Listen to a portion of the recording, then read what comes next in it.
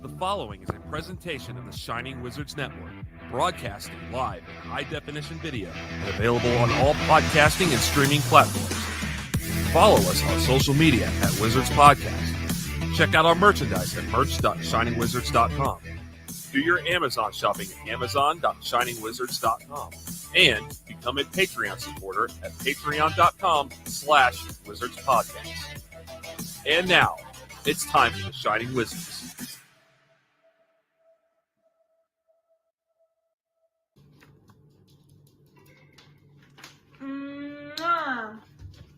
You're watching The Shining Wizards Wrestling Podcast. Man.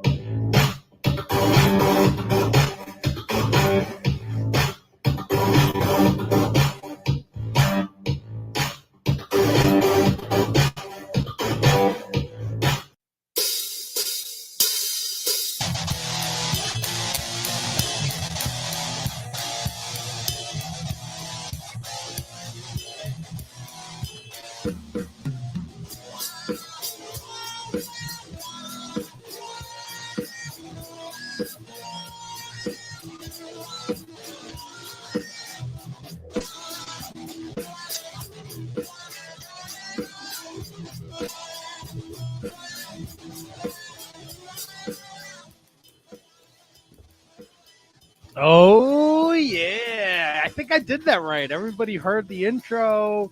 Everybody saw the video. What a fantastic time to be alive. You're watching, you're listening, you're tuned in to the Shining Wizards Wrestling Podcast, episode 713, where, of course, it's time for some wrestling talk. And talk about wrestling. Around the horn like candy corn. Double T. Handsome Kevin. Brundo. And KJG. Gentlemen, how's everyone doing this fine Monday evening? Oh, baby. How am I not doing is the question, Matt. How am I not doing? Because the answer to that is I am doing fantastic. How about I that? like that. I love it. I love it. Doing great. Brundo, how you doing up there? Doing good. Had a fun Saturday night. Went to Pro Wrestling Magic. Saw past guest Steve Off beat up some disgusting Canadian. So Easy. good times. Good time. I like it. Disgusting Canadians to the worst. Oh, the guy walked up like right where we were sitting and just spit on the floor. Not like a Hawk Tua spit, just like let it flow out. Talking not about what I was that, expecting. talking about that bro stuff there, Brun. Oh, jeez. Yeah, it looked like that. Always talking about that bro stuff. You're so weird. HK, how's things out there in the Midwest? Always good, man. Always good. How are you keeping everything held down out there? I am. Held, held up, maybe. I think I had my last busy weekend on the truck. So I'm pretty excited. You know, I can't wait for my hernia surgery. I'm the type of guy who will work 70 hours a week. But if a doctor says you're going to have to rest for a week, no fucking problem. I have no issues laying in bed or on the couch or in my chair for fucking, I don't know, 130 hours straight. You know, I'll take a piss and just walk around so I don't get the bed sores, but you know what you do? Get yourself some pull-ups. Can't They go. make them in adult size. Yeah. I can't. Always pull-ups. Guys, if you had to guess, like what would 130 hours of complete Shining Wizards Matt inactivity look like? what does he do? Would look amazing. Yeah. No, but how does he occupy all that time if you had to guess? Are you kidding me? There's so much wrestling you can watch, Mhm. right? He's probably getting on. He's probably doing a little bit of squad goals, right? What about Probably- Fortnite? What about Fortnite? Well, that's what I'm saying. Little squad goals on Fortnite. Oh, is that There's right? got to be some type of weird, you know, I chopped your leg off, you're gonna bleed out, and then there's a mystery around it because it was the chopper leg off serial massacre. You probably watched that. That's probably like a 40-hour series he's gonna dive into. We can only be so lucky. Right? He's probably gonna bust out his notebook, right? One of his notebooks, go back, read through, think about brackets and tournaments and challenges. I think it's a very relaxing time, but I think his mind stays active. I've also never had any type of surgery, so I'm sure there will be some kind of pain medication involved. Hell yeah.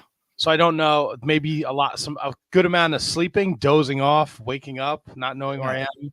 Yep, those are HB double T. HB double T is coming back. Yeah, but HK, you kind of hit it right on the head. That'll probably be it. A lot of sitting around watching stuff. Brundon was kind enough to share with us what the WWE Vault dropped today. So I had to watch 40 minutes of Dungeon of Doom vignettes this afternoon. Is that how long it was? Was it just 40 minutes, or that's how much you got through? No, it was like 37 and change. It's just every vignette from the Dungeon of Doom in the dungeon with. Oh, boo. Oh, no, it's fucking No, that's gold. all you need. No, but That's I've seen that a great. million times. I want to relive all the I want them to do a whole like NWO like docuseries on the Dungeon of Doom. I want every run in, I want every turn, I want every join, I want leprechauns running around Saturday night. Oh, the leprechaun. You want the rise and fall of Dungeon I of want Doom. the rise and fall of Dungeon of Doom. The self-destruction of the Dungeon of Yeah, Doom. that's exactly what I want. I kind of want that too. I'll tell you what, It all cultivates with Brutus Beefcake being sent in to infiltrate, and then that's like the big payoff. Doesn't that make you fucking hate him more? Just a little bit. yes, They, yes, no. they went out another year after the infiltration or so. Yeah, I mean, but that was Dungeon of Doom stupid. ended at like 97, I want to say. Yeah, but that was dumb Dungeon of Doom. That was Oh, like yeah. fucking Max Max Payne, and or Max, Brian yeah, Max Knobs or- Missile. Max Muscle and fucking It was just Max Barbarian, like Jerry Humorist. Flynn. Yeah, Conan. Actually, that was the first family. Actually, the Jerry Flynn, Brian Knobs, Hugh Morris. That's right. That was the first family. That was a cheap knockoff of the Dunge. Yeah. I'll tell you, after I recovered from the Mickey Knuckles appearance last week, which if you haven't checked it out, it's on our YouTube. It is car crash interview radio at its finest. Nightmares. We were talking about the Vault. If it wasn't last week, it was 2 weeks ago. So I was not watching wrestling during the Kane unmasking thing, so I started watching that the other day. And I probably got like an hour and 25 into it, and it's good. But then I was like, KJG mentioned the Sting thing. I want to watch that. So I started that after the Dungeon of Doom today. And it's pretty fucking good.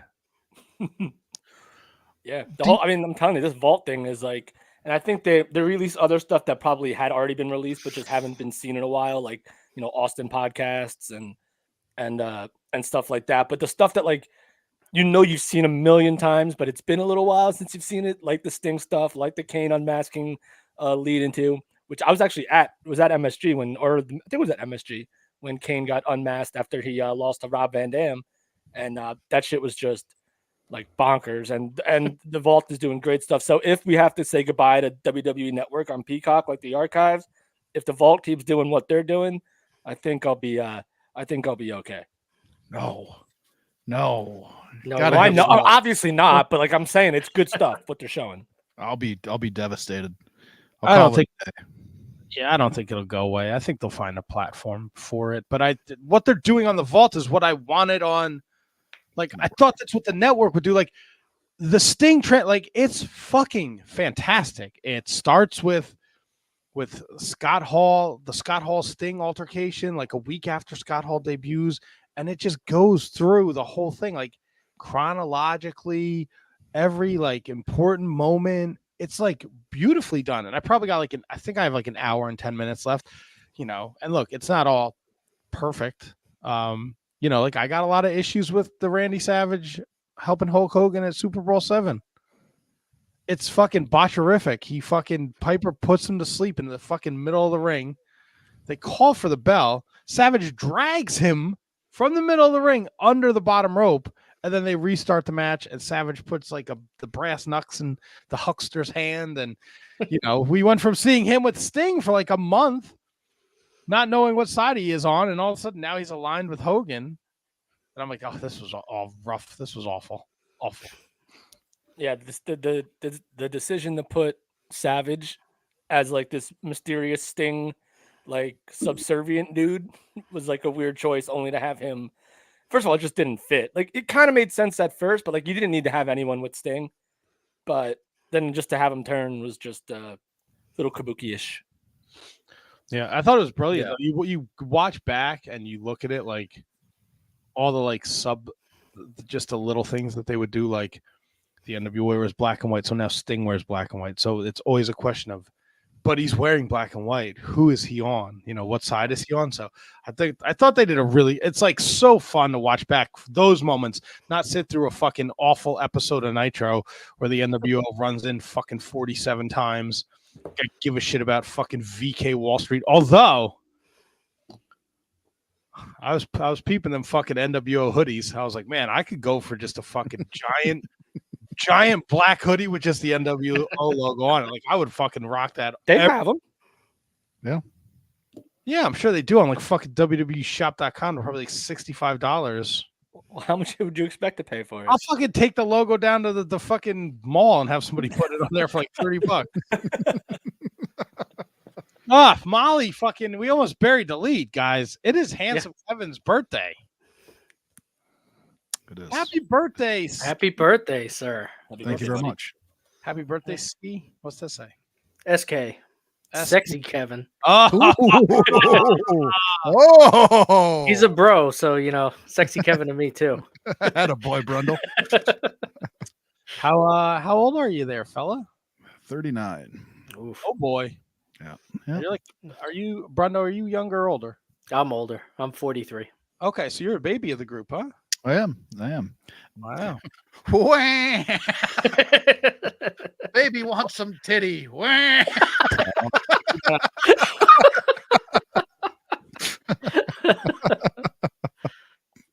You got to, when the girl starts to strut, you can look at her, but you shouldn't do that. you got to talk to your wife about that. Like, that's, I mean, that could be a Patreon exclusive. I know Tony would be into that. Well, I mean, he'd watch. Yes, which is really weird. It's not that weird. It is. Nope, I'm not getting into this conversation. The door's open, Double T, like you're taking a shit. No. Just take one more step. Coming up, Scott George has got a birthday in 2 weeks. All right. Fuck yeah. The November squad is coming through. Me, Scott George. Look out, people. The Wizards, our anniversary is in a couple weeks. Yeah. Brendo, I don't know when your birthday is. It's July 7th. You had to think about that. Yeah, look at that. Yeah. I know Kevin's in June. I know Tony's in April. HK's in October. I knew it was his birthday the other night when I was being a dick to him when some fucking band jam jackwagon died. I had so much fun with that conversation.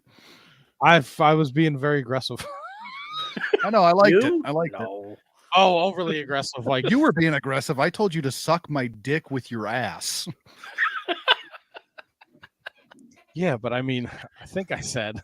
I know I said. Hold on. Because we're having a fun time here. God damn. I said, look who's living in the past. Take an edible. Listen to 40-minute Grateful Dead song where your dog licks peanut butter off your cock. Well, you didn't. You're not gonna share the rebuttal or anything. Tony said he's stiff as a board. And then you fucking got in the car and drove around like a fucking weirdo listening to the Grateful Dead. And I said, shame you didn't channel your inner Vince Neil.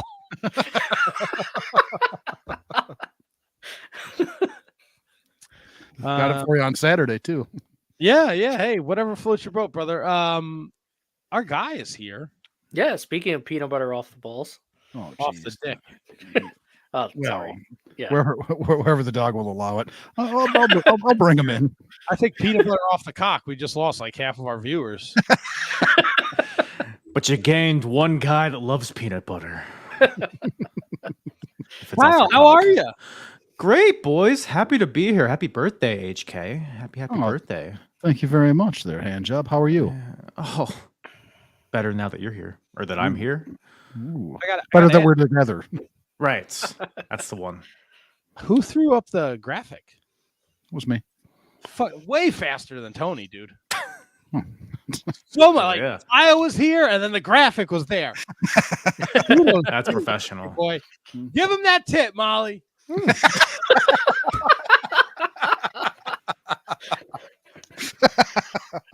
What a guy, Kyle. How Right you in it. doing, man?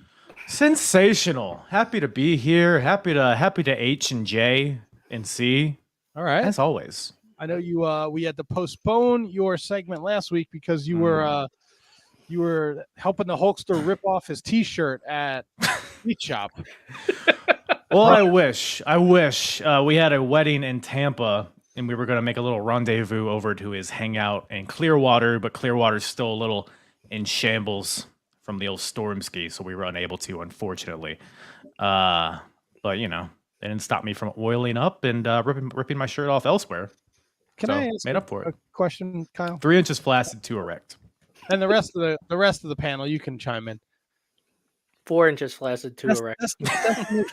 Now this wedding in Tampa. I know you live in like the Virginias or something, right? The Virginias, yeah. Is it an inconvenience to go all the way to like? That's so you got to It's a trek. Yeah, we actually ended up driving. Is it like a because, close friend or is this like a like? Yeah. It's a close high school friend that I've known for forever. Otherwise, no shot. I would have went. Okay. It was a nice wedding though. It was a bougie wedding, which is another reason to go. So You look bougie sometimes. what? Yeah, like I bet if you put on like a button down shirt and some slacks, you could maybe some of those orange looking Ric Flair glasses from the 80s, you could be super bougie. Orange Ric Flair glasses. That's your go-to bougie? That's not my go. Reference? That's your outfit? Fucking disaster. You think I know what bougie is? That's a good point. You're lucky I good put point. fucking pants on tonight. That hasn't even been proven. So are your pants.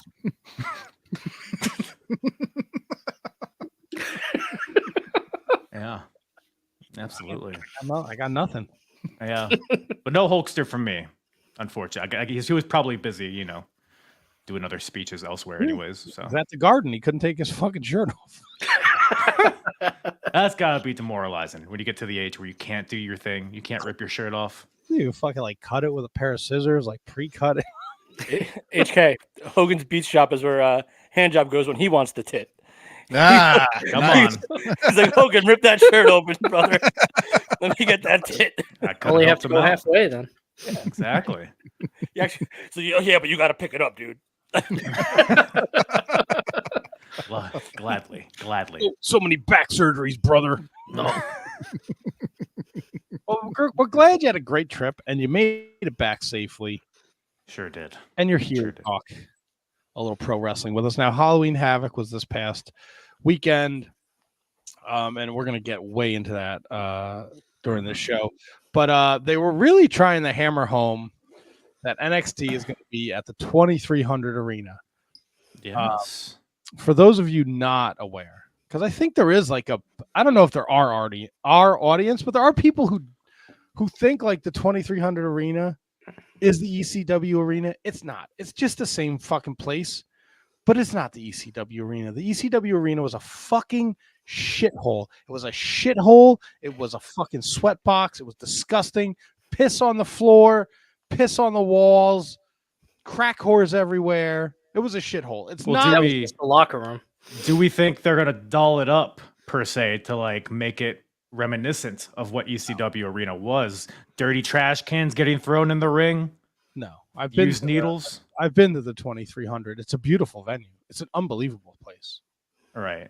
but it's Right. not the ECW arena. But it's the same bones, right? No, it's not. The Half spirit's there. spirit isn't fucking there. What? EC Dub, right? No, Kyle. Did you guys hear Dawn Marie's going to be there? She's going to be a special guest referee. Oh, I yeah. did. Or- That's quite the poll because I feel like she hasn't been in wrestling for like 20 years. Yeah, not since she was scissoring Tori Wilson on SmackDown every week. Oh yeah, Yeah. That's quite the pull Yeah. too. yeah. it Yeah, is. yeah, or the push, however they do it. But yeah, excited. Been fresh off of watching some ECW with my boy SK over here. Definitely got my cockles all warm to see NXT. I like to warm Enter. cockles. Do you? That's what they know. That's what they say about you. But yeah, no, it's gonna be interesting. I'm racking my brain as far as like who they could pull. Like if Dawn Marie's their first go-to, it's like, and unfortunately, of course, like a lot of the guys from back in the day are no longer with us or immobile or I don't know. Yes, you got RVD. What? You got Rhino. Tommy Dreamer's around. Tommy Dreamer will definitely show up. They're TNA guy. Well, yeah, they have the connection with TNA, so Exactly. yeah, Yeah, they yeah. would work. They can always donate to the Polaco Fund. Don't worry, I heard that mask's in the mail, bud. Yeah, both of them. We know fucking Bully Ray is gonna be involved. Ugh, Yes, we can only be so lucky. No. He will be him and fucking Trick against Ethan Page and Ridge Holland. It's gonna happen. Well, They if said that's not ECW, I don't know what is, Matthew. I don't know. I expressed my disdain for the Dudley Boys, specifically Bully Ray last week. Right. Look, it would be a great poll. Crowbar, Devin Storm, ECW. Bingo. Get a little BWO action going. Bring in Simon Dean and Blue Meanie. I mean, the Blue Meanie's always fucking around, so. You know who could probably still go? Scorpio. Yeah, he He's definitely could. Is he not in trouble for beating up that person? Stabbed him? in trouble. Right, yeah. That's right. He got arrested. I think he's out there though. He's somewhere. Taz could show up and judge anyone that wears black and orange. Unless he's still Yeah. holed up. Well, he was attacked by Christian. Remember, so That's he's still right. Yes. he's still immobilized, unfortunately. But the real question is, will the current ECW champion make an appearance? You guys know who that is, right? No, but you're gonna say something. Ezekiel Jackson. Ezekiel Jackson. That's right. Arrgh! You know, the thing he Big did. Rick. Big Rick. Shout out. He's Big taking Rick. bumps. You see that social media? He's bumping. He's running the ropes. Still looking jacked. I mean, like old man jacked, but he could get in there and throw some people around. Him versus Oba. I mean, Yeah, I'm all in for that. you're in for fucking Ezekiel Jackson, Oba Femi. I watch Obafemi versus anybody at this point. 100%. Fair enough. They could. It'd be fun if they did like a deep poll and they brought in like DC Drake. Everybody's favorite. Everybody's favorite. Well, JT Smith has got to be doing nothing. Bring fucking. I mean, little Guido in. Tony Yeah. D'Angelo get a little new version of the FBI versus Tony's family. Oh, Tommy Rich has got to be dying for a couple bucks. Wildfire Tommy Rich. No, Tommy Rich. Why? Hell yeah. No, Tommy Rich. Why no Tommy Rich? No, Tommy Rich. Is he still alive? Oh yeah, of course. He was 87 years old in 1997. Or it seemed like he was. He was 87 years old in 87. I guess. It's a good point. Tony booked Tommy Rich for one of my birthday shows. Happy birthday. Yeah, it was fucking awesome. He's 68. He's alive and kicking. He's 68 right Yeah. now. Yeah. Suck me. Wow. So what? He was 40 in that 97 show? Jesus, tits. That's did blowing not- my fucking mind right now. He did not take care of himself in the 80s. I guess not. Well, he's one of those Memphis guys too that probably Wow. started at like 14. Yeah, man. Look, you look at him when he was in like Georgia Championship Wrestling, Memphis in the AWA, like the 80s. Like he was in great shape. Then, like, that WCW run where he kind of, put on a couple LBs and maybe did a lot of drugs, like, wasn't the best time of his life. Or was He it? kind of got shit back together. I loved him in the FBI. The Don. We need a Don versus Don match. Wow. Oh, he's got to be like the godfather of the Don Morocco? Wasn't Don Morocco an ECW champion? Yeah, he Yeah. was. Don versus Don versus Don? I don't know if Don's 3D. That's a lot of fun. I don't know if See what you Don's said. leaving Hawaii to go fucking show up for an NXT show. But no, it should be exciting. I'm looking forward to seeing maybe some barbed wire matches, blood, I hate huh? you. I fucking hate you. Singapore cane on a pole. God damn it, Kyle. What else? What else do they do? What else do they do? A But Taipei death match. Come on. Yeah, but there you they're gonna go. do it with like Ian Rotten's still somehow alive. no shot, really. That's a good Yeah. call. Yeah, he's alive and kicking, stealing your I money. think he's missing a foot or some toes or something. I don't remember. Kamala? Aren't they all? Yeah, pretty much. What's he up to these days? But yeah, I kind of wanted to poke because I'm looking at this. I'm looking at NXT going to ECW. I'm watching ECW. Kind of put it in my mind. I was like, man, what are some dream matches that we potentially could have seen for the show? Like, obviously, like we mentioned, not a lot of guys are still kicking. But let's just say theoretically, like the ECW guys are still in their prime, right? The 97, 98, whatever. And they could face anybody from the current WWE roster. Who would you guys like to see? Like, what kind of matchups? Oh boy, I would love to see Scorpio Javon Evans. That'd be a lot of fun. Be a lot of fun. A lot of bouncing. Yeah. What Axiom and Frazier against the Eliminators? Ooh. Were we limiting this just to NXT because it's in the 2300, or We can expand to the rest of the roster. In that case, give me Spike Dudley versus Almost. I had Spike Dudley versus Obafemi, so we were on the same page. Spike Dudley versus Eddie Big Bastard would Yeah. that'd get me. That would get me. Perhaps a Sandman versus Kevin Owens. so if we're talking KO, I had KO versus Taz. Oh, there's a lot of good Taz matchups for sure. I was thinking Taz and Gable. I had that So one if too. we're Yeah, gonna play that's a like good the train one. game where we just keep going off the Yeah, rosters. let's go to So circle. so you said Gable. I had Gable versus Candido. Oh, that'd be good. Ooh. Okay. So does HK have to do a Candido match now? Or someone can. Isn't that the game? Oh, Candido match. He's I mean, he works doesn't he with work? anybody. Doesn't he work at NXT backstage? He's Who? around, right? Candido? No, Oh, not he's Chris. dead. I'm thinking of Oh Steve my Corino. god. Steve Corino. That's who I'm thinking. I always get those guys confused. I don't know why. Oh, let's go. He's back there, right? He's back there with Chris Benoit. He's back there if you need him. What's Candido doing nowadays? Yeah. So how do you Sonny? tell the Where's 5 Sonny? seconds to killing someone to kill someone else? Sonny's in the clink. Oh. The Kylan Clink. What about let's see. I'd say two more, so I'll just throw one out there. Yeah, Like, do it. I had a Lance Storm. Now I don't know if this ever happened in like the dire days of like WCW, but like Lance Storm versus AJ Styles. I would love to see if it's Ooh. never. Yeah. So I don't know Yeah, if it it's happens. I don't know if it happened in TNA. I don't know if it happened in like a dark match for WWE when like AJ was getting his tryouts. I don't know if they ever worked. I know he worked Hurricane, but yeah. So AJ Styles versus Lance Storm, I think would main event anywhere in the world. That'd be really good. That might have happened in Ring of Honor too, because I know Lance Storm did a run there.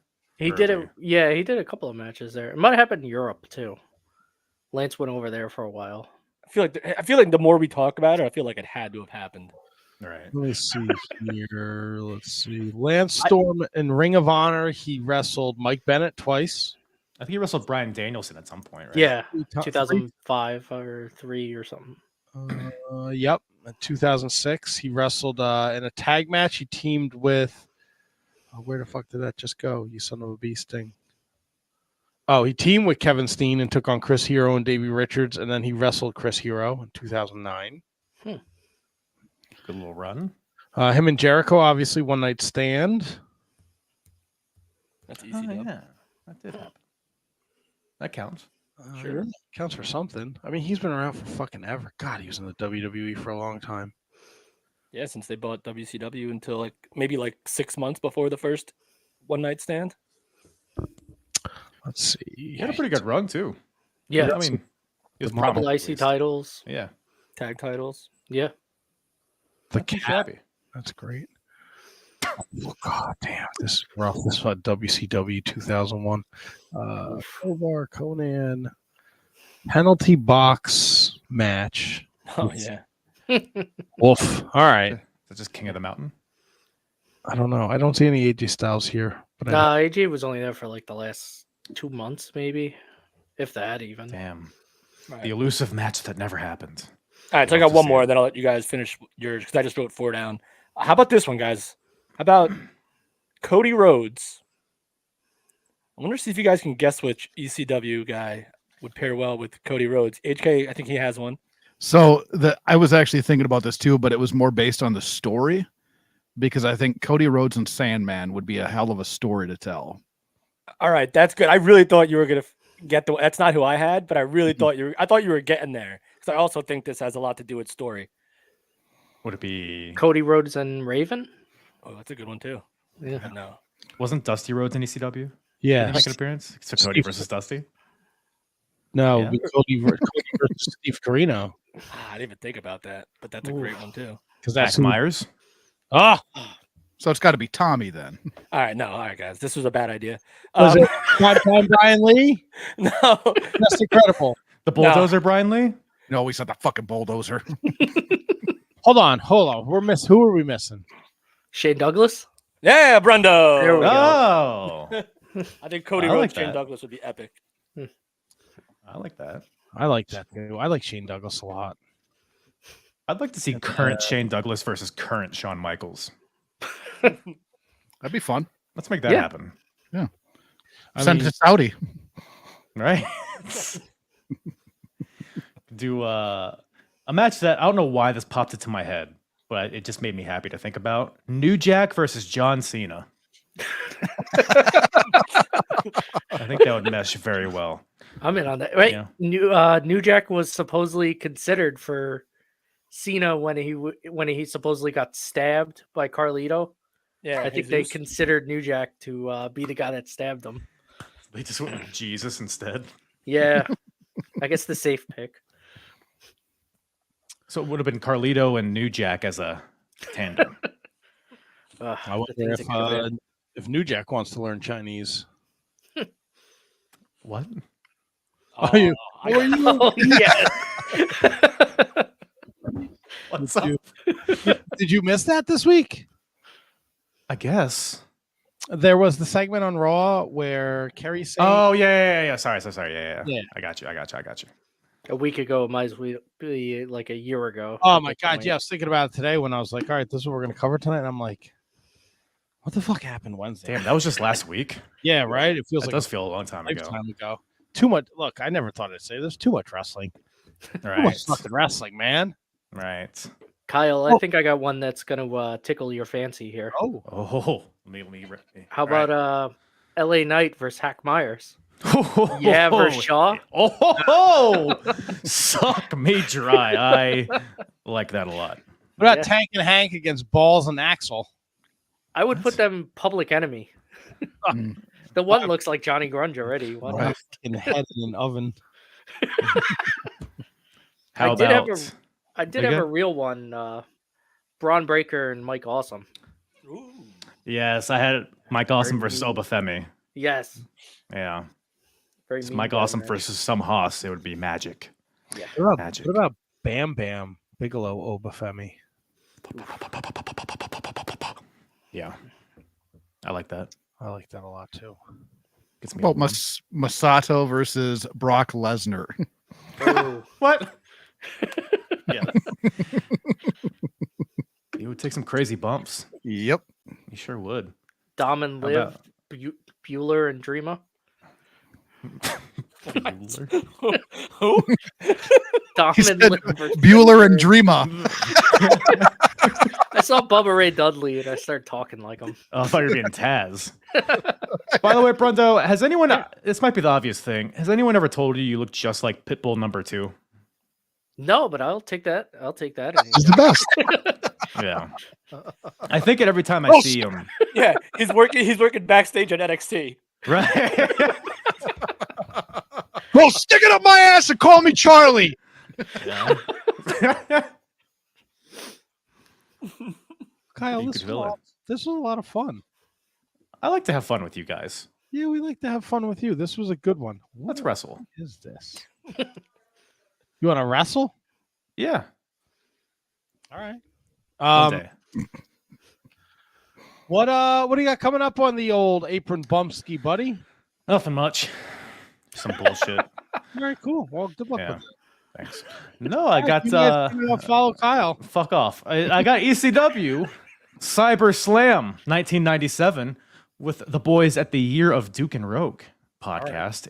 Handsome Kevin, Duke the Dumpster Bags. Whoa. We have a good old time talking Chris Candido, the one that is not working at NXT. He's there. You got the Pit Bulls are there, I think. Who else? Who else is there? Balls Mahoney, Early Balls, Young Balls, FWBS. Before they dropped. Right.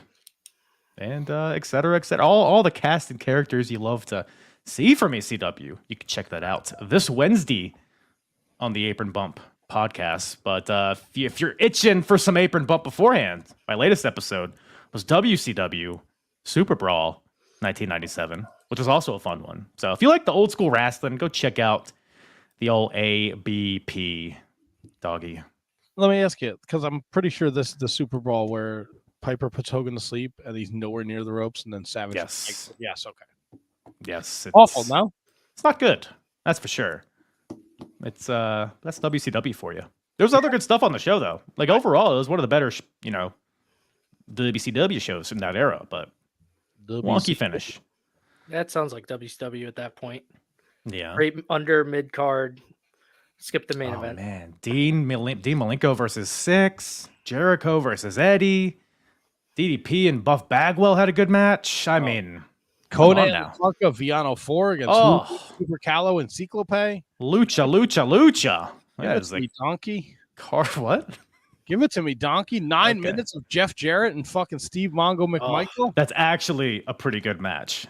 And wait till we get into it. But a big fan of I'm becoming a big Mongo fan in 2024. Oh, you What's he probably doing nowadays? CTE. Yeah. What's he doing? Breathing. So there's no shot he's showing up at all NXT. That's all he's breathing. Oof. Oof. Man. They wheel him in with an iron lung. Ooh. Okay. Hey, Kyle, I'm just going to throw this out there. Huh? I don't know if I've ever told you this. Oh boy. When you get to Born to Be Wired, I'm your guy, buddy. Is that wired or wild, but you're being Carlito? No. Born to Be Wired, ECW, August 1997. I can pencil you down for I was that. there. I was in the third row. Wow, did you touch it? It was not Born. It was as good as it gets the next month where we caught Spike Dudley when Bam Bam threw him on us. Oh, how do you smell? Sweaty. Born to Be Wired, the little Asian man that we sold the ticket to, he fell asleep during the main event. Oh, Born to Be Wild. Yeah, you pay for a ticket and then you fall asleep during the fucking most violent match in the history of ECW. It was during the match? It took a while for them to set up the fucking take the ropes down and put the barbed wire up. I would imagine. But, yeah. fell asleep. Poor guy. Damn. He missed a good one. At least he got it through osmosis or whatever, right? Yeah, Say he was there. Yeah, and then he had to buy the tape from RF Video just so he could watch it back. Do you know, speaking of RF, Well. I almost don't even want to spoil it because me and HK realized it during the podcast. But did you know that RF, Rob Feinstein, was 7-Eleven in the BWO? I had no idea until you can listen to me find this out in real time. Did we also determine that was his age range as well? Yeah, those are his favorite ages. Awesome. So. Yeah, it all comes together. I guess. We do not he does. support pedophiles on the Shining Wizard Wrestling podcast. I hate pedophiles. Don't we all? Except Buck Sumo. Wait, never mind. No, don't. Please don't fucking mention him. He's like Look. fucking field group. You guys need all the fans you can get. Like, what, you gonna turn away a fan? Yes. He's a wizzy. Say you motherfucker.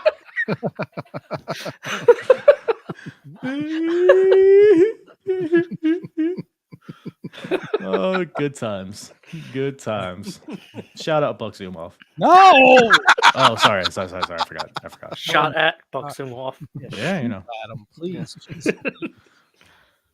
Does Buck Zumhoff have any potential dream matches that could happen on this show? Well, Buck's in the chat here. Yeah. Yeah, so if anybody's Jack. a pedophile here. Are we sure that's not Wildfire Tommy Rich? Oh my God! What the fuck are we doing? Oh, much love to you there, Apron Bump Kyle, right from Buck. Thanks, Buck. Appreciate the love.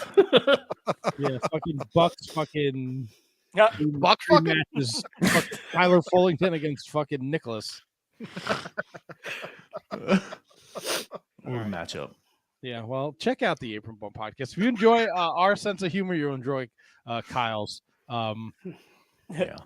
Please, and Buck, you could definitely, slide into Kyle's fucking DMs. I'm way too old. But he's here. We're all old too. I don't know why he's here. You're not going to turn away a fan, Kyle. That's right. I threw up the bat symbol and he came a running, so it was my fault, really. The buck symbol.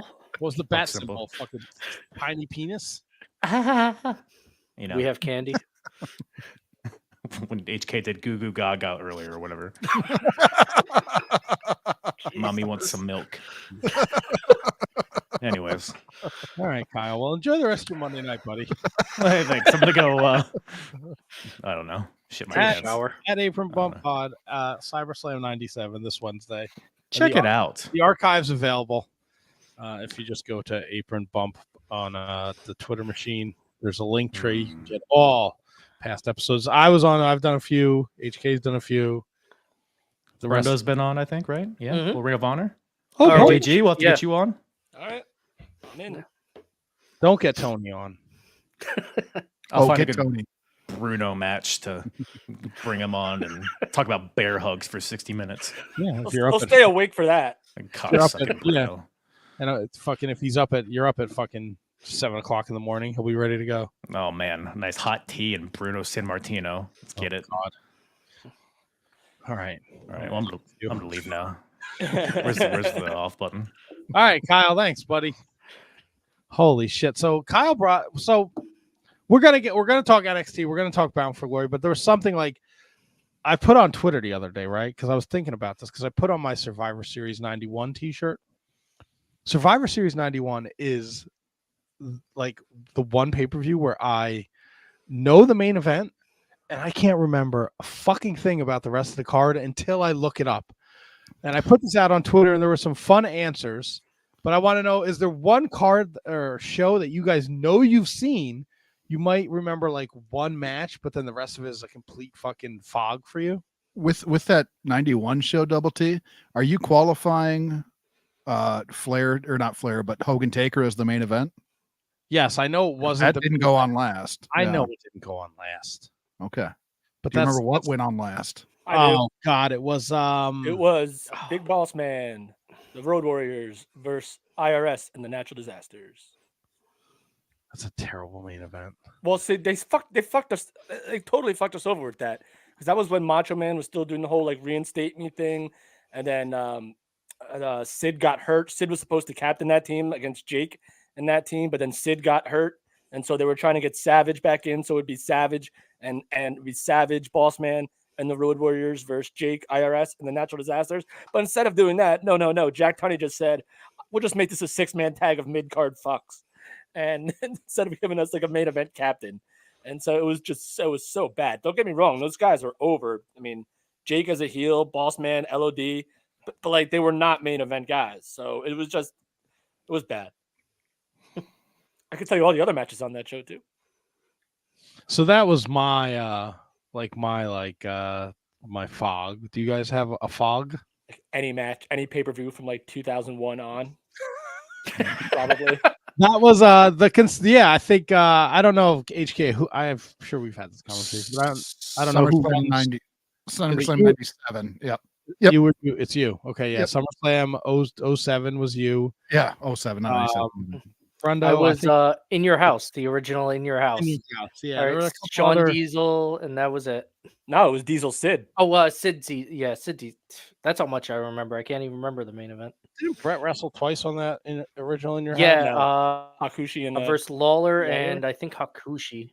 Yeah, that was that in your house? Yeah, Next, didn't Hakushi and Brett open it? Yeah, Brett Akushi opened it. Ramon Razor beat Jared and the Roadie in a handicap match. Mabel beat Adam Bomb in a King of the Ring qualifier in less than 2 minutes. Owen and Yoko beat the Smoking Guns. Lawler beat Brett. And then Diesel beat Sid by DQ. And then the dark matches, Undertaker, Bam Bam Tatanka, and Owen Hart Bulldog in a King of the Ring qualifying match that ended in a draw. And they gave away a house. Yes, they gave away a house. I remember it was really cheap too. It was only like $14 for like a wrestling pay-per-view at the time. It was super cheap. Yeah, because it was only half the matches and it was an Yeah, hour. it was 2 hours long or something like that. Yeah, 2 hours. Beware. I was always Beware of Dog is the one that upsets me. Because I ordered it and I fucking wanted to watch it and then it wasn't happening and I'm like fucking 13. Well, no, it happened. Oh, that was the one where the hurricane. And then they I think you only got to see the last 2 matches. I think you saw the opener too.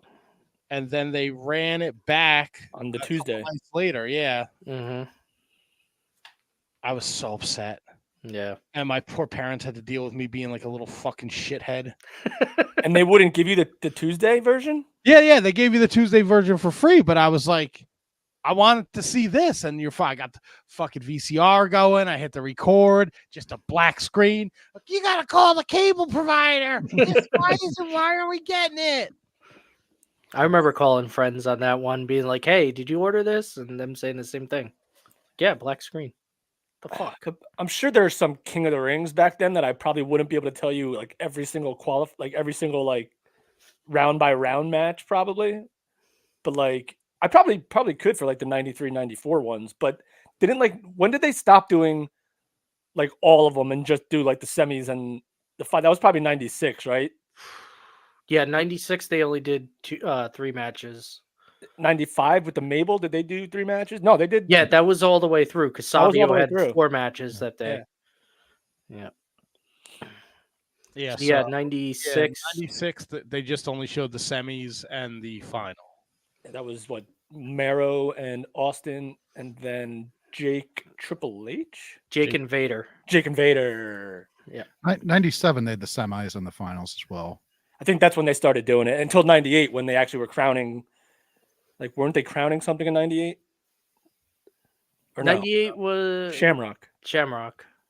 Yeah. No, 98, they did the semis and the finals. Yeah, but Survivor Series was also right? that year, that tournament. Yeah, that was the WWF Championship. Yeah. Oh, that's right. Yeah, because that was the big who's Mankind's first round opponent. It's fucking Gilbert. Fucking biggest fucking crock of shit.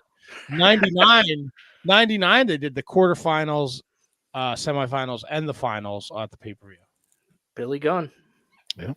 Billy Gunn over X-Pac in the finals. I remember that one. He had it all. Yeah. Yeah, until he faced The Rock. The ass cream. Oh, the TV matches. There's 2 that go 3 minutes for this tournament. The longest match of the tournament in 1999 King of the Ring, Road Dogg China went fucking 13 minutes. Wow. Billy Gunn Viscera, 2 minutes. Ken Shamrock Jeff Jarrett, 2:55. Droz lost to the Big Show in less than a minute. Kane Test, 3 minutes. Road Dogg Godfather, minute and 2 seconds. China Val Venus, 2:14. Al Snow Hardcore Holly, 1:24. X-Pac Big Boss Man, 2:37. Oh, god damn. The final match went fucking 5 minutes. Oof. I think X-Pac went in hurt into the final match. Oh, they should have fucking lost. He lost by DQ, or he won against Hardcore Holly by DQ. Then he beat the Road Dogg. His 2 matches were as long as his last match. Jeez. Woof. That was 99. Things not to do. Oh, you know, maybe I'll take my pain meds and then I'll watch the 1999 King of the Ring. It's a good idea. This is a terrible idea. Totally. You know what? That. I've watched it within the last 6 months. Is that when Kane wins the belt? No, Blood? 98. It's 98. Yeah, because that's Taker Mankind too. Oh yeah. I think 99 Taker wins the belt, right? Was that the ladder match where like the belt goes up or something like that? Somebody pulls it up when Austin tries to get it. Vince and Shane against Austin for full control of the WWF. Oh, okay. The Undertaker defended the WWF Championship against The Rock. Okay. Okay, Look at then that. I think the main event was when somebody pulled the ladder or whatever that they had to get. I think that was that. Wolf. Ended up being Boss Man. I also and I know HK put it up there before. Next week, all based off of last week's conversation about what book I'm reading, which now I have to fucking speed read through this fucking book. B. Brian Blair will be on the show next week. Love that. So that's pretty fucking exciting. But now I have to like, usually I read like a chapter before I go to bed, but now like I gotta read a good chunk of this book, guys. Just read it on the toilet when you make it there. When he makes it there, that's the key. Well, that's the other thing, right? The week after that, we have beef, and that's also Yes. the day before my surgery. I didn't realize until today that at 5:00 on that Monday, I have to drink a 10-ounce bottle of laxative. Oh God.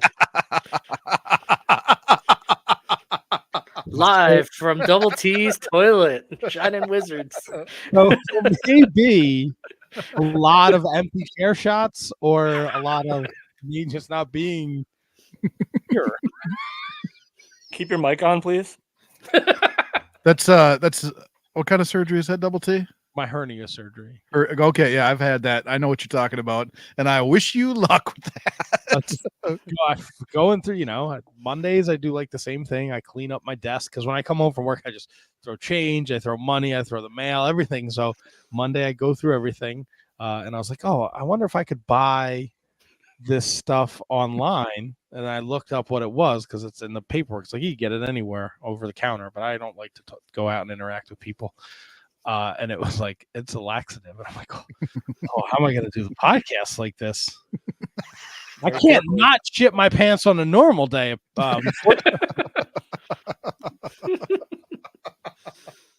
So I had to reset the clock. Tony's not here for this, and that's on him. I don't know where Tony is, but I had a very busy weekend at work. I had a very long day Saturday with a quick turnaround. And early in the morning, I took a trip to the Porta John, and so my stomach wasn't feeling great. And I was, doing okay. And then, about 11:30 or so, I thought I had a fart. And I didn't. It's always those ones you think of. And I knew instantly. And I was like, I gotta finish the farmer's market. And I gotta go right to another party. Oh, jeez. Right? I had to be in, and this is for anyone who lives in New Jersey. You'll understand this. Mhm. Summit to Franklin Lakes is like a 45-minute drive, and I had to be there at 2:00, and the farmer's market ended at 1:00. There was no room, so thankfully the market was not super busy. So I said to my guy, I got to go to the bathroom. You got to handle this. It wasn't busy. I grabbed my jug of water and I grabbed the sanitizer wipes. And I, as fast and as normal as I possibly thought I could walk, because the Porta John, the farmer's market is in one parking lot, and the Porta Johns are across the street in another parking lot. They couldn't be more far away. And the closer you get, the stronger the urge came. Oh my God. The first time I went in the morning, it was like my body knew. My body knew I was 10 yards away, and it was like, hey, let me out. And I was like, you gotta wait, bro. Nobody selling some organic underwear at the farmers market. No. So I had to, first, and my first thought, Oh no. it was not good, because my first thought was like it went through my underwear, and it's like you can see. Oh, Thankfully, it didn't. It didn't. not a dripper. Good. No, I didn't. So I used the sanitizer wipes and the water to Mr. Superman No Home, clean my underwear in a porta john. To the point where, because I was stuck. I couldn't not finish working. I had to fucking go. So I fucking cleaned my underwears out. I cleaned up, the scene of the crime, and that's our NXT coverage for the night.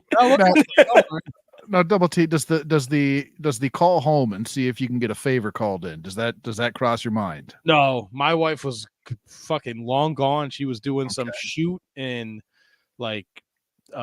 she was at the border of fucking Delaware. She was nowhere. Okay, gotcha. No, okay. I don't know why I don't have a fucking pair of underwear in my backpack. You should. You should always. Well, no, a lot of shit, but it should be undies, right? You gotta have your undies. Dude wipes. Always keep the dude wipes with you. Always.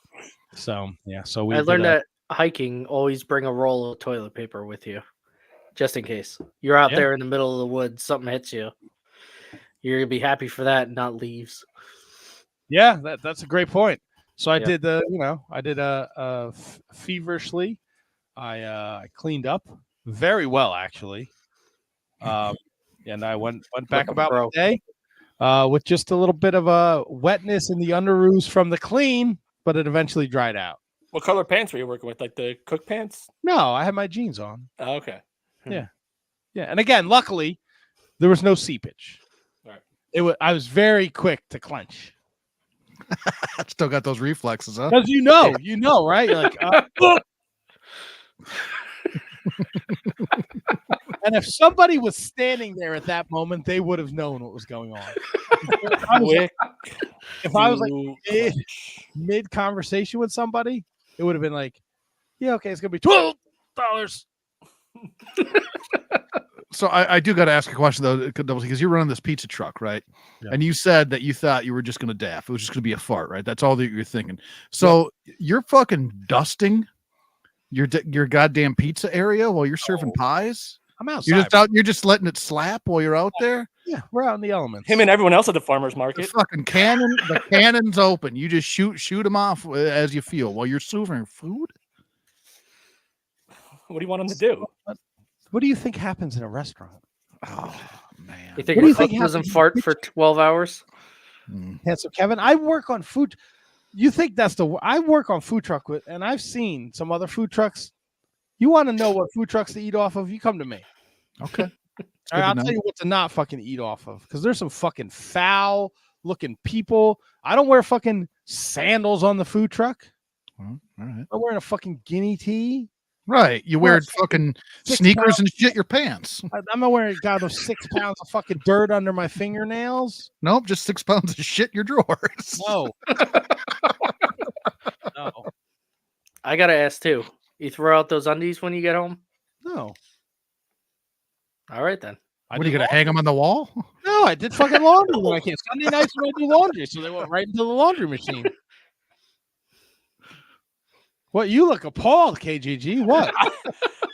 I had your back this entire time up until the decision to hold on to the underwear. And I wore them for another 6 hours, guys. I cleaned them out. That was out of necessity, though. After this, you have the option and you decide to keep them. I just find it peculiar. They didn't have a giant fucking hole in them. I was doing laundry anyway.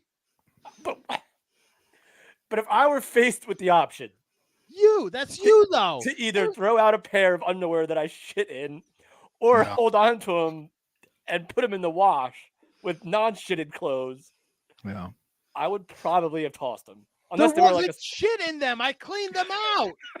I mean, adjacent to poop. So wait. So hold on. Back up the truck to the fucking panel of fucking assholes here who are gonna judge me now. I'm not as hard. It sounds like I I'm being know, but harsh. I can see fucking dickhead over here is scrunching his face. All right, he's gonna go suck on a tit later. It's probably fucking bra all day, but he's gonna judge me for washing my underwear. You washed them in a fucking porta john, all right? It wasn't a washer. No, I put him in the wash when I came home, shitbird. Yeah, but you're washing your fucking So grundies. you do whatever you do, fucking selling windows or insurance or whatever your fucking job is, and you come home and there's maybe you have a little Dungadeer stain. You're gonna throw those underwear out? No, you probably throw them in the fucking hamper for your poor wife to wash them. I would never. And no, if that happens, directly in the garbage.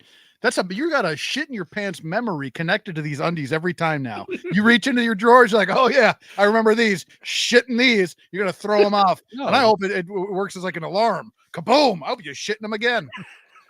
I can't even tell you what fucking color they were, buddy. Brown, dumbass. And I think Tony would be on my side. And Tony's definitely had some fucking Dungadeer stains in his days. I know he fucking puts them in the wash and makes Margie wash his fucking shit stained underwear. I bet you his Lego headed kid shits his pants all the time too. This fucking weird fucking diet where all he eats is fucking proteins. He probably fucking leaves stains all over the place. Poor Margie. And what are you guys in the chat? Somebody fucking back me up. You shit your pants. I'm not talking. Remember, people. All right, for context, this isn't like a fucking log. All right, we're not talking about a fucking perfectly piece of human shit. Sure, It's a Paul shark. Bunyan. All right, it's a shark. Chef's It's a sneeze. of a poop. It's an ass sneeze. All right. It's an ass sneeze in your underwear. All right, but Actually, didn't seep all through. right. That's not terrible then. No, what did you think? You think I shit a log in my pants? I thought there was substance. I mean, there's this. All right. There was substance. It's like when you sneeze and a fucking booger comes out your nose. I sneezed out my asshole and shit. Throw out flew your nose. Did you keep these? I want to know, people, if you fucking shart in your pants. Nah, well, shark's a little different. I thought there was like matter, like a solid. No. Kind of loose asshole do you think I have? You got a knobs. No, I don't have a knob. If you had to get cleaning supplies and bring them to the porta john to wash, I think there was more than just a little ass sneeze. Yeah, I'm with HK on that one. There was liquid shit in my fucking underwear. I don't know why I have to explain it. Tropic Al says he's with you. Clean it up and move on. All right, I didn't have a choice. No, that exactly. So that part I'm with. Yeah. 100%. Clean it up. You got to do what you got to do. You have to make do up. Where my question came in initially was you're home, and you like I would have thrown him out. Okay. That's just me. I was doing laundry. That's what the washing machine does. It washes your clothes. It's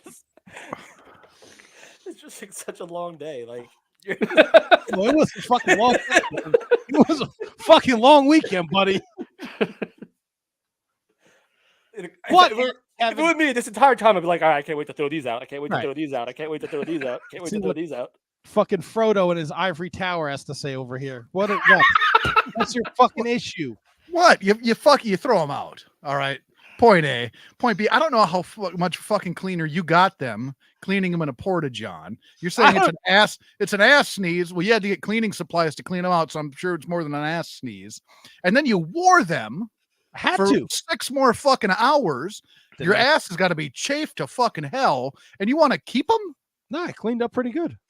Oh no, I'm not with you on this, man. I'm Not not with. I'm not asking you to be with me, but you get up in your fucking ivory tower. You guys judge everybody. Who guys? You, and fucking Buck Zoomhoff, who's not here. Oh no. Say his name. Yeah, he fucking loves fucking. I should have sent him to him. Should have put him in a padded mailer and shipped him off to whatever fucking jail he was in. You should have shipped him to the fucking dumpster, man. No, I put him in the wash. What's the problem?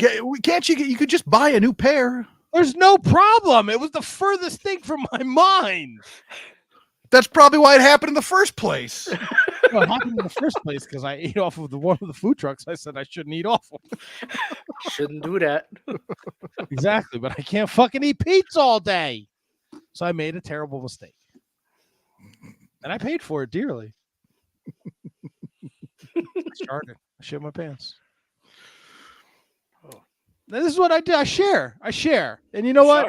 The next 2 weeks, I know the fucking whole United States is going to be on fucking high alert. Everybody's freaking out about this fucking election, right? I get it. But for 2 hours, tune in, listen to me talk about shit in my pants. Just fucking laugh. Just laugh. I know it's a stressful time for some people. Laugh about us. Laugh about us talking wrestling. We're still going to talk about Halloween Havoc, Bound for Glory, fucking Crown Jewels coming up. The Motor City Machine Guns are tag team champions. The Bloodline, the Usos are together as one, maybe. It's a beautiful, beautiful thing. Braun Baker's your new IC champion. A lot happened last week. Braun Baker, yeah. Yeah. It was a busy week. Making some sweet rolls. Jericho's going through the reruns. Oh, fuck Jericho. Fucking the Nueve. Eat a shit. You know, I liked a lot of stuff AEW did. Then I opened up Twitter before the show. I don't give a flying fuck. I hope the Costco guy has a fucking stack of fucking cat litter fall on him next time he's at Costco. Fucking you cocksucker. You fucking suck. You're stupid. Your fucking kid's stupid. Your whole fucking family's stupid. You made that. You know why the Yankees are going to lose the World Series, Kevin? Because him and his dumb family made that fucking Yankees video fucking singing about the fucking Yankees. Yankees go boom. Judge goes boom. Fucking boom, boom. Shit your pants, you fucking hand job. Fuck the Costco guys. Fucking QT Marshall on Instagram. They have 6 million views. We live in a nation full of fucking morons. 6 million people will watch me shit my fucking pants on Instagram if it's 25 seconds long. We do want viewers. Yeah, Patreon exclusive. I'm going to shit my pants on the pizza truck. HK is going to take you from the tit. Oh! The reflex is in check. Hold on, I got to do this before I go to my guy KJG here. Hold on, KJG. Yeah, it's fucking Tony. Where's this piece of shit too? He fucking last minute Larry's everything. Tells me fucking this morning he's not going to be here. He waits till like the fucking witching hour, and then I got to get all this shit ready. Fuck you, Tony. No, don't fuck him, Tony. He's a bro. Yeah, whatever. The fucking broadcast, not the people from down under. Oh, they're down under. It's gonna be a whole different broadcast. It'll be HK, Tony, and the fucking Hawk 2 girl. Don't threaten me with a good time. Yeah, fuck. I want Brendo. I want that fucking goblin guy. I want him. I gotta find a way to reach out to him. I want the goblin. I think we'd have a hoop with the goblin. Oh yeah. All right, KGG, I think I'm ready. Back after this. I wasn't ready. God damn it. We're back. And now back up. Oh, I got to hit the fucking play button. Oh. This is stupid technology. All right. We'd like to thank each and every one of you for tuning in every Monday night to listen to The Shining Wizards. Let's do it. If you'd like to continue to support us outside of listening, we've got after this. You to do that. If you shop at Amazon, go over to amazon.shiningwizards.com, do your shopping as usual, and when you make your purchase, a little bit of that purchase price will go back to support the show. If you like to wear t-shirts, merch.shiningwizards.com will take you to our Pro Wrestling Tee store, where we've got over a dozen great designs from over 11 years of professional wrestling podcasting. You can become a Patreon supporter at patreon.com/wizardspodcast, and the more you support us, the more things that you're entitled to receive, and believe me, they are fantastic. Continue to listen to us wherever you listen to us on the World Wide Web, and make sure you like, rate, review, subscribe, do all that good stuff. Helps us out, and we can continue to bring you the love fest that is The Shining Wizards. It's time for your weekly lineup of shows on the Shining Wizards Network. On Mondays, check out the latest from Gorilla Brain, featuring the year of Duke and Rogue, covering the history of wrestling year by year. Also from Gorilla Brain is the Tots Pod with Handsome Kevin and Loverboy L, telling people to get off the lawn and reviewing wrestling figures. Also on Mondays, get your horror fix with 30 Screams or Less featuring Steve and Corey, where they review a horror film in 30 minutes or less. Monday nights live, it's the Shining Wizards, where it's wrestling talk and talk about wrestling.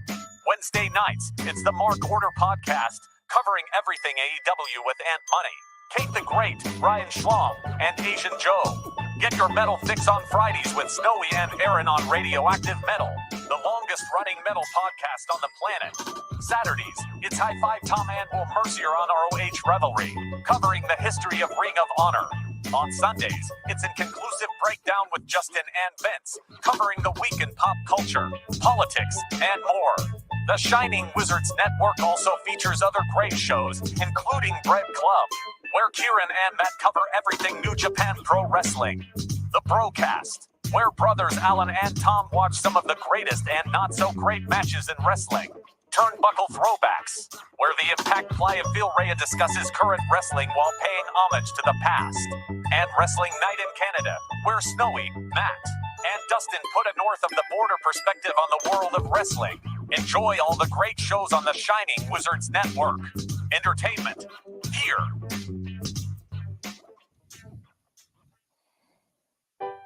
You ever find yourself in the men's room and you've had one windjammer that's stuck in your butthole and it just doesn't want to come out? No matter how hard you push or try to cut it, you need to get yourself a pair of turd tongs.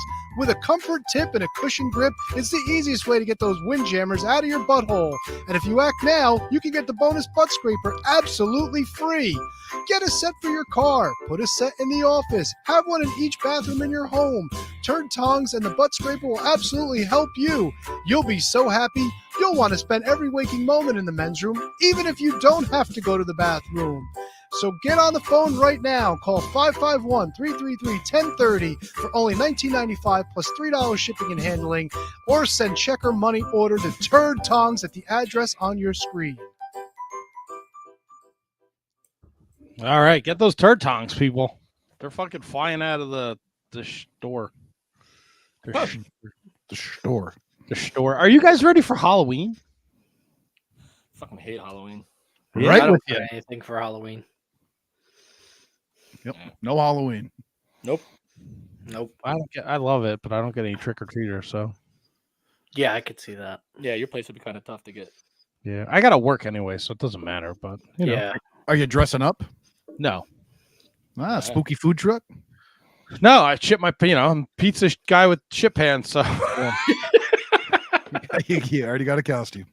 no dressing up. A couple of years ago, I did the old one of Reese's friends got married around the time, and it was like a wedding / Halloween party, so that was fun. And I got one of those like it's got the fan in it, and it looks like you're riding a dinosaur gimmick. Okay. But then I know all what the you're talking drunk about. all the drunk people at the party tried to fuck the dinosaur's face, and I was just Tropic Elm, I got one for you. No. Slutty pizza chef. it's cold here in New Jersey. Not taking a tit out. Take a tit out. It's not your birthday on Thursday, HK. I know. So Halloween is upon us. Halloween Havoc. I think I can speak for all of us. I mean, growing up, Halloween Havoc was a very special event. I enjoyed Halloween Havoc greatly. It's the first WCW pay-per-view I purchased back in the day, and I love going back watching old Halloween Havocs. And with NXT, they've revived Halloween Havoc. Now I think this is the fourth year. Third, maybe. Couple times it was just like a 2-week TV show, and now it's like a PLE. So they were out in Hershey, Pennsylvania, and it was 5-match show. It started off good. Sure did. And then it kind of, I don't know, it kind of just fell off for me. But that's just me personally. I don't know how you guys feel about it. Also, the commercials.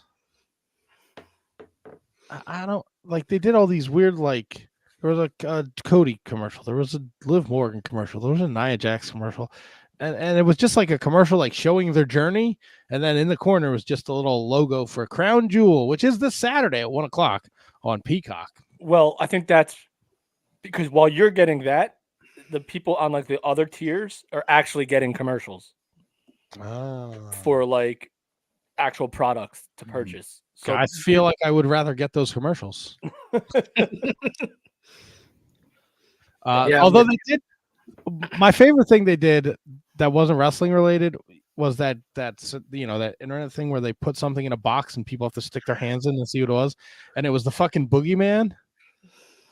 Like the boogeyman, he was eating all the fucking worms, and like fucking Bianca Belair's like picking his nose. She thinks it's like a skull, like an animatronic fucking head, and then he fucking takes the box off, and everyone freaks out. Great stuff. That must have been a Your Tier exclusive too, because I don't think I saw that. Was that on the actual? It's on YouTube. Yeah, Oh. Very funny. It was like Bianca Belair and Jade. It was DIY. It was Bailey. It was was it Lash? Was Lash one of them? Lash Legend, maybe? I can't remember who the other one was. I know it was highly entertaining. Handsome Kevin, I gotta ask, man. Mm-hmm. Hit me. Hit me. You're terrible at picks, bro. Yeah, so I mean, I figured that was going to come up, and I'm going to be honest with you on this weekend's picks. I had a lot of things going on, a lot of moving parts. I strictly looked at it, and clearly it shows. I didn't think this was not a me trying to make up ground. This was just I knew I had to get him in, and getting him in is better than not getting him in. So yeah, there was not a lot of thought that went into it. I mean, clearly it shows. It didn't really pan out very well from this weekend, but yeah, that was kind of my situation with picks this weekend. All right. The only one that I was actually kind of upset about was in my mind I had Nemeth, and I put down Hendry. That's the only one that I was like, I went back, and when I saw that Nemeth won, I was like, fucking perfect. I got one. I know I got one. And I went, fuck me in the ass. No, I didn't. So yeah, KJG, and we'll get to TNA too. We'll talk about that, but KJG, the only one that took Nemeth too. But he just can't let go of his boy. Woo woo woo woo. So I know. Can I explain myself for this or no? 100%, yes. So I don't know if you watched the go home episode of Impact. It was basically like, unless I'm fucking an idiot, and it was 2 weeks ago. I'm pretty sure the go home episode of Impact was PCO carrying off Broski, like to do like terrible things to him. So I'm like, all right, bro go stuff? home show. What? He was carrying him off to do some bro stuff. Yeah, but like normally when like traditional wrestling logic, if this in fact was the go home, when the babyface gets the upper hand on the go home show, usually the heel. And plus, I think there's still more story to tell with Broski and Delander and PCO. So I didn't think this was the end. Even though it's Bound for Glory, it's their mania. Even though we'll see in the main event, that doesn't necessarily mean anything either. I just thought that there was more in PCO going after Broski than Broski. I think Delander getting hurt threw a wrench into that too. Yeah, probably. Maybe so they might be moving on with else. both of them. Yeah, because she's gonna be gone for a long time. Yeah, that's true. I forgot about that. Yeah. But I want to go back to NXT Halloween Havoc. We'll go through the card, but is Booker T's the fucking worst? I'm sorry, guys. By far. I will say this is the first show in a while that I tolerated him. He wasn't as bad as he is on a weekly show on CW. I didn't think he was the worst he's ever been. Take that as a compliment. Take that however you want it, Booker T. But I actually did not hate his work on this show. So there were 3 things he did that bothered me. During the Julia Steph-Vacour match against Cora Jade and Roxanne Perez, who were rocking matching outfits, and I fucking thought that was awesome. And I thought that was the best match of the night. Anytime the referee was out of position or wasn't doing what he's supposed to be doing, and I don't know if this is storyline or he's being told to say that, Booker, he's a rookie ref. He doesn't know what he's doing. Like, it really bothered me. He did that more than once. I'm not paying attention to the referee. I'm paying attention to the match, but now I'm watching the referee. Mm-hmm. He fucking sings during Trick Williams' entrance, which is fucking not like whoop that. Just lay out, bro. Let the fucking crowd go whoop that trick. You fucking whatever fucking dumb fucking shit you're fucking saying. Fucking shut the fuck up. Right? There was a spot where the fucking because it's a Devil's Playground match. The referee counts like 2 and then stops because his hand's on the rope, and then he starts to count again, and like Vic Joseph tries to explain, like the referee got confused, and like Booker's like, he doesn't know the rules, he doesn't know what he's doing, and I'm like, shut the fuck up. And then the coup de grace when Ridge Holland and Ethan Page are attacking Trick Williams, he went, oh, shucky ducky quack quack. What the fuck does that have to do with anything? That really fucking sells a main event angle. They're attacking him, they're beating down your face, and you're going fucking shucky ducky quack quack. Fuck, somebody at WWE has to know how bad he is. Far be it from me to defend Booker T, because I've been saying this since they brought him on as commentator. So the ref thing I did notice in the Cora Jade match, the tag team match. I don't know if he did it again up until that main event point, which I will defend later. But his what the fuck? I lost my train of thought. All right, so let's go to the all shucky quack quack, whatever. That's become kind of like a thing now where they actually, like, Vic Joseph kind of like actually asks for it. He's like, hey, Book, is this your shucky ducky quack quack moment? I guess that's like a thing where like now each show he has a shucky ducky quack quack moment, which because it started off so obnoxious, I guess they embraced it, just like him singing to the Trick Williams music, which I absolutely hated at first, but I guess now it's part of the overall presentation of Trick Williams, which would I rather him not do it? Of course. But it's just now like it's apparently accepted now. And if someone in the chat can say that I'm wrong about this, it's just now part of the presentation of now the ref stuff about him pointing out, is this a rookie ref? That I didn't like. But the whole stuff in the main event where it's not like he was calling, like the ref was calling the rules of a regular match.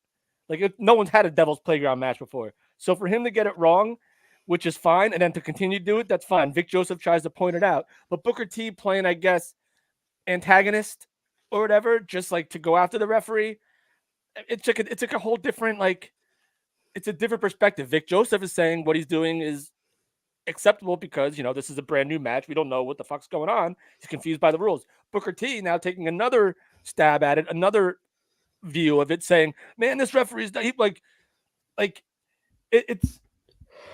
it's I understand what you're saying, Matt, but I don't think it's like reprehensible, the stuff that Booker T did on this show.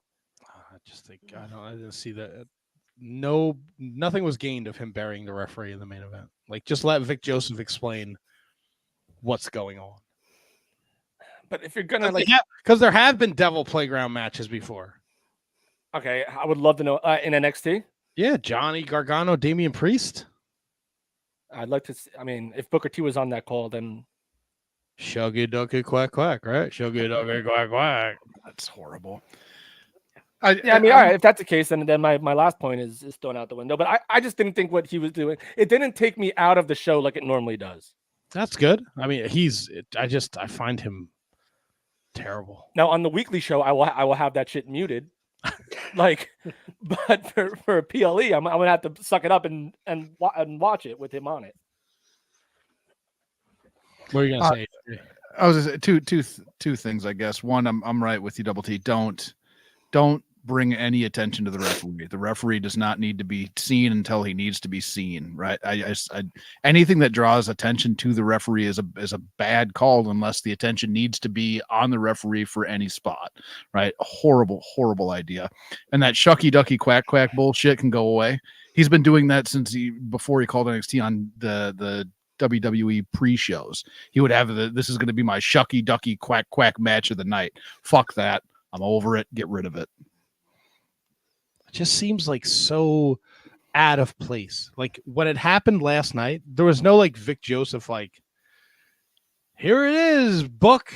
It was like he just fucking like said it. And I was like, oh God. And then fucking Bully Ray making the save, like, jeez. Come on, they had that planned. No, it's not like I don't care. Like I don't know, man. Like the 2300 arena is fucking sold out. There's a few tickets left, so like you don't need him to draw people, right? You got a roster full of fucking, you can make a new babyface. I don't know. There's a reason why I do a wrestling podcast and I'm not a booker. He's not going to draw viewers, I don't believe either. But I guess maybe the idea is obviously to get Ridge to that next level, which I don't get it. So if like beating the fuck out of Bully Ray, if you like, it's worked in the past, like beating up an established like legend type guy, it's helped. It doesn't hurt. It's a TV show. It's a tag match with Ethan Page. It'll be a nice little moment if it's done well. And again, like these aren't the hills I'm dying on for NXT. That's fair. That's fair. Look, if it turns out that he's just there to eat a pin for Ridge Holland, I'm great. If he ends up fucking pinning somebody, like, I don't fucking know. They're going to do the fucking get the table spot, which is something that never happened in ECW. I don't know. It's goofy. It's goofy. I don't like it. I hated the ambulance match, the gauntlet match. When did they make that a gauntlet match? That by night. the way? They That night? Yeah. So as here's something that I enjoy too, or I get a kick out of, because that NXT is now on the CW. They don't have the overrun. Like it's not like the news is on at 10. There is no exceptions. USA, you can get away with like a rerun of fucking Roadhouse, whatever shitty show is on after NXT on Tuesday nights. So that Delta, what's her name? Zaria. She used to be Delta, right? Something like that. Yeah. And Australia. Her debut Tuesday night was like completely like they showed her and then the show was off the air. Yep. And during that, the girls had spun the wheel and they got like a whatever fucking witch's broom closet or some goofy. No, it was like Spinner's. It was like Spinner's Choice, I think. They get to pick whatever. Then I guess they did it at the pre-show, which is fine. Whatever. The match was. So when they did that on NXT, I just thought that they would not let Kalani Jordan know which of the three of them it was going to be. Yeah, that's what I assumed thought it was as going to well. be. But then when they made it a gauntlet match, I'm like, fuck, Kalani Jordan's not winning this. Yeah, I almost was going to text everybody and see, like, do we just 86 this from the picks? But I don't think it really matters. I think we all picked it anyway. So We all it's picked a moot Kalani to point. retain. Yeah. Tony D'Angelo, and Oba Femi to kick off the show was fucking awesome. That was a mean guy match. That was so freaking good. Dude, it was Oba Femi is a freaking star too. 100% saying it forever. And I never bought into the whole like D'Angelo gimmick, but like he put and just to carry it over to TNA, I went directly from watching Bound for Glory main event to this. So I watched Full Metal Mayhem, and then this was the first thing that kicked off the show for NXT. So watching these back-to-back pillar plunder matches, like with all due respect to the guys at TNA, this match was fucking like was better. Like it was an immediate upgrade. I'm like, whoa, I just watched this, and now this is a whole lot better. Granted, these guys are a lot younger, and the matches are supposed to be different. But I was like, holy shit, that was a clusterfuck of greatness. Yeah, when Oba, what do you do? He did the running European uppercut and just put him through the table. Table explodes. I jumped out of my seat. It's like, holy shit. Yeah, I love this match. Yeah. This It's is a probably good my story. favorite match. This is probably my match of the night. Yeah, definitely mine. It was a good story with the family coming back too, and you thought like, oh, Oba just destroys them, and they come back at the end and hit the Rizzo shatter robot. mission with the chair. Let me ask you guys this, because I have not had the opportunity to watch it yet. Is this one of those matches where both guys come out on the other side looking better for 100%. it? Yes, I don't think 100%. I don't think you could have done any wrong by Oba Femi. Like Oba Femi could have like he could have been in the ambulance match and got put in there. Like it wouldn't have mattered. Like, And that was going to be my follow-up question is what did they do to make Oba Femi look that much better on the other side? Because there's like right now he is amazing, right? I've not seen him not look like a bona fide stud. So it was basically 4-on-1. Yeah. Towards the end of the match. So like he took a bunch of finishes, like Brundo said, the shatter machine. Mhm. It was just spear through the ladder too. yeah. Jeez. So it was just Yeah, it was. He didn't get hurt by it because it was basically like it was a 4-on-1 to win. Yeah.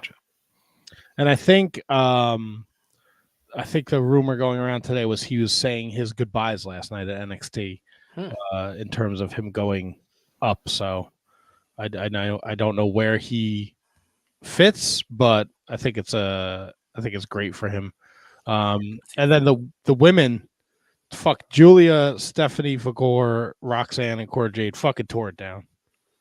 Absolutely. They fucking tore it down, man. NXT and the WWE, that women's division is fucking loaded. And I know nothing about this Delta or whatever her fucking new name is. She was Delta in Australia, right? I think that was her gimmick. Yeah. She came from Australia. I know nothing about her, but they're putting the hype machine behind her, so I'm going to assume she's a big deal too. It's just weird. The timing is insane. Like it seems like back to back to back to back. Like you have Julia, and then like, all right, this is awesome. She's gonna, top feud. This is it. And then Stephanie Vicaire. Oh god, no, this is it. She's the one that they're really gonna get behind. This is really gonna get behind. And then all of a sudden Delta comes in and like, oh no, now it's her. So like now you have like this like top three because like unless Brundo, unless you think that they keep Julia and Vicaire together to try to. But even like the women's tag side is like loaded too. So like, what do you like? I don't know what they do right now. They're just. I'm wondering if they start bringing some of the girls up.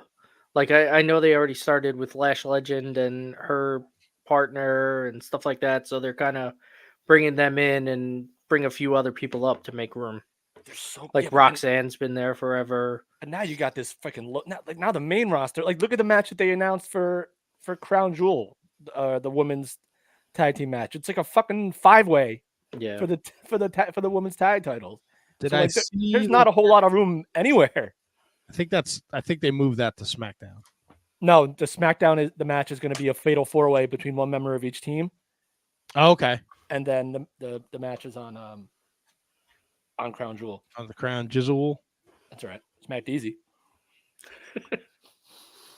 Oh man. So yeah, I mean it's a loaded roster, and I mean not to deviate too far from Halloween Havoc, it was What did you think of the main event? If you skip ahead, because there really wasn't that much more. The ambulance match we talked about. Ambulance match was flat. The Kalani Jordan was whatever, but the deck was stacked against her, and I kind of like Fallon Henley taking over Toxic Attraction and making it whatever the fuck they call themselves now. Fatal Influence. Yeah, and it looks like they're gonna set her up against the new girl, because she showed up again after Zarya. Yeah, she showed up after the women's tag match, and she showed up again after the new North American champion was crowned. The match was fine. I just was like, I don't know.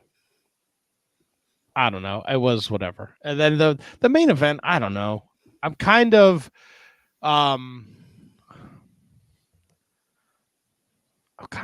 over Trick and Ethan. It's been a lot the last 6 months with them. And then like he puts out like the diss track, which just makes him look fucking super duper corny. I didn't watch that. It kept showing up, but I was like, eh.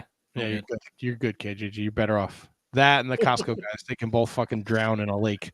Oh no, come on, Ethan Page can go down in a lake? Not Ethan Page. The fucking rap, the diss track that can drown in a lake. Okay. It was fine. I mean, it wasn't anything crazy. There was some. It was good. It just by this, like, I don't know. Booker T singing makes it like it kind of like affected my view on the Trick Williams character. Like, it's very fucking cartoony. The goofy pumpkin on the head spot. Mike Rome dressed as fucking Beetlejuice. I don't know. And to be fair, by this point, I was also like, all right, like, I'm punched out on this show. So maybe I need to go back and watch the main event. It was fine. It was brutal. There were some fucking crazy fucking spots they took on the fucking steps. But I don't know. I was like, whatever. And then fucking Ridge Holland at the end with fucking Bully Ray.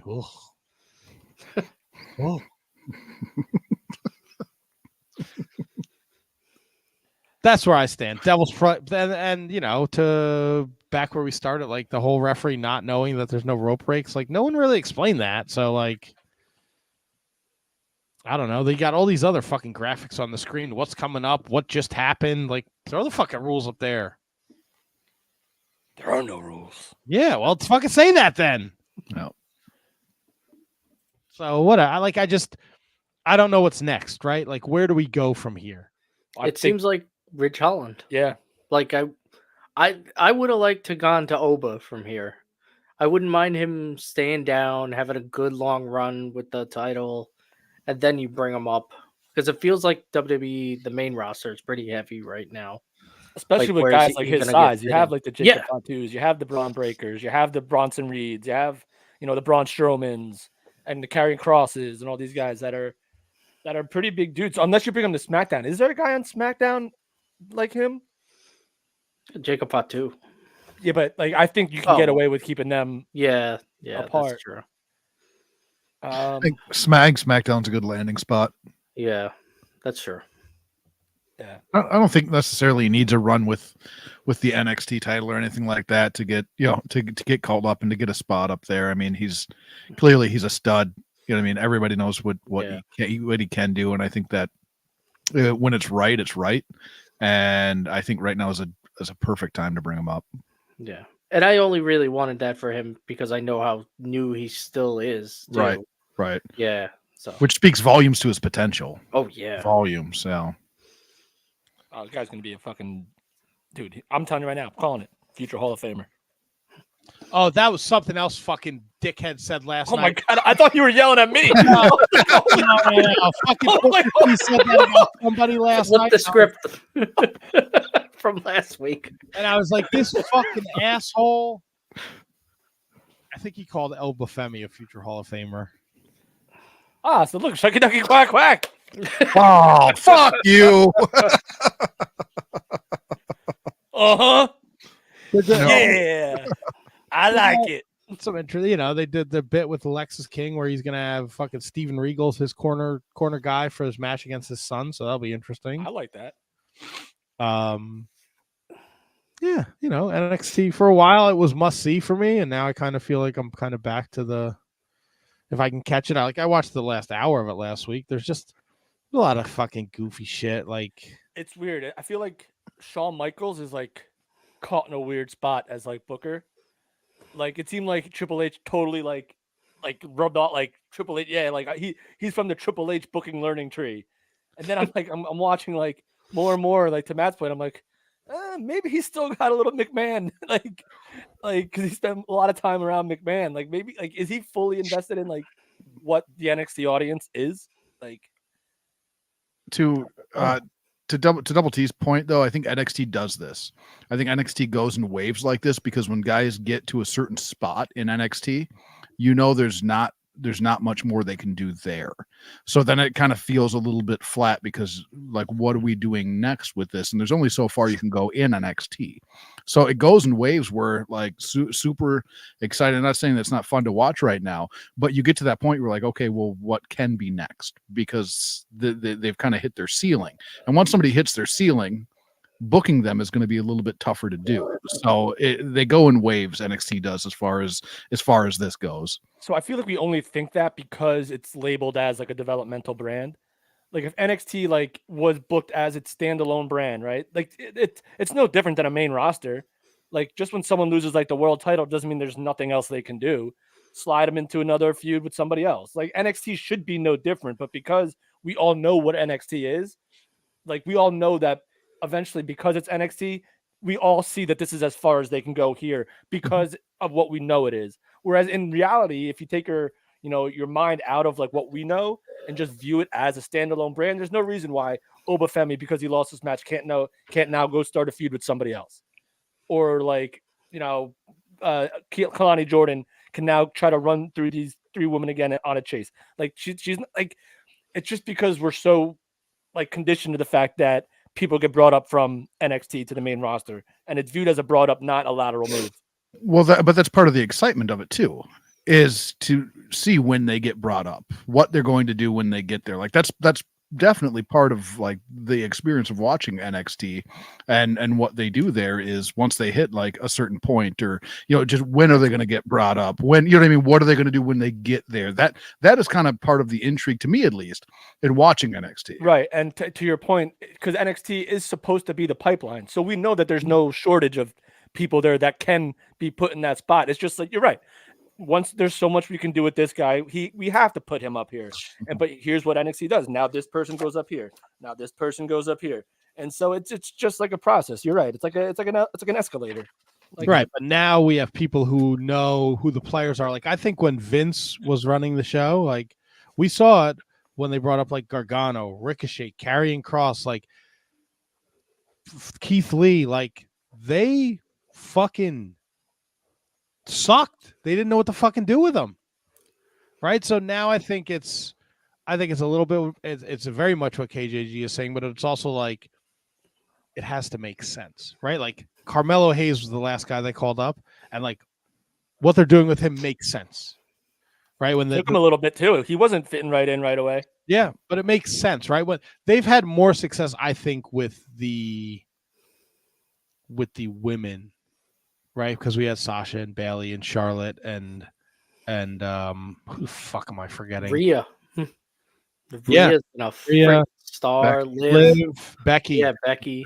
Right. I mean, the men too, like KO, Sammy, Shinsuke, Samoa Joe. Not really.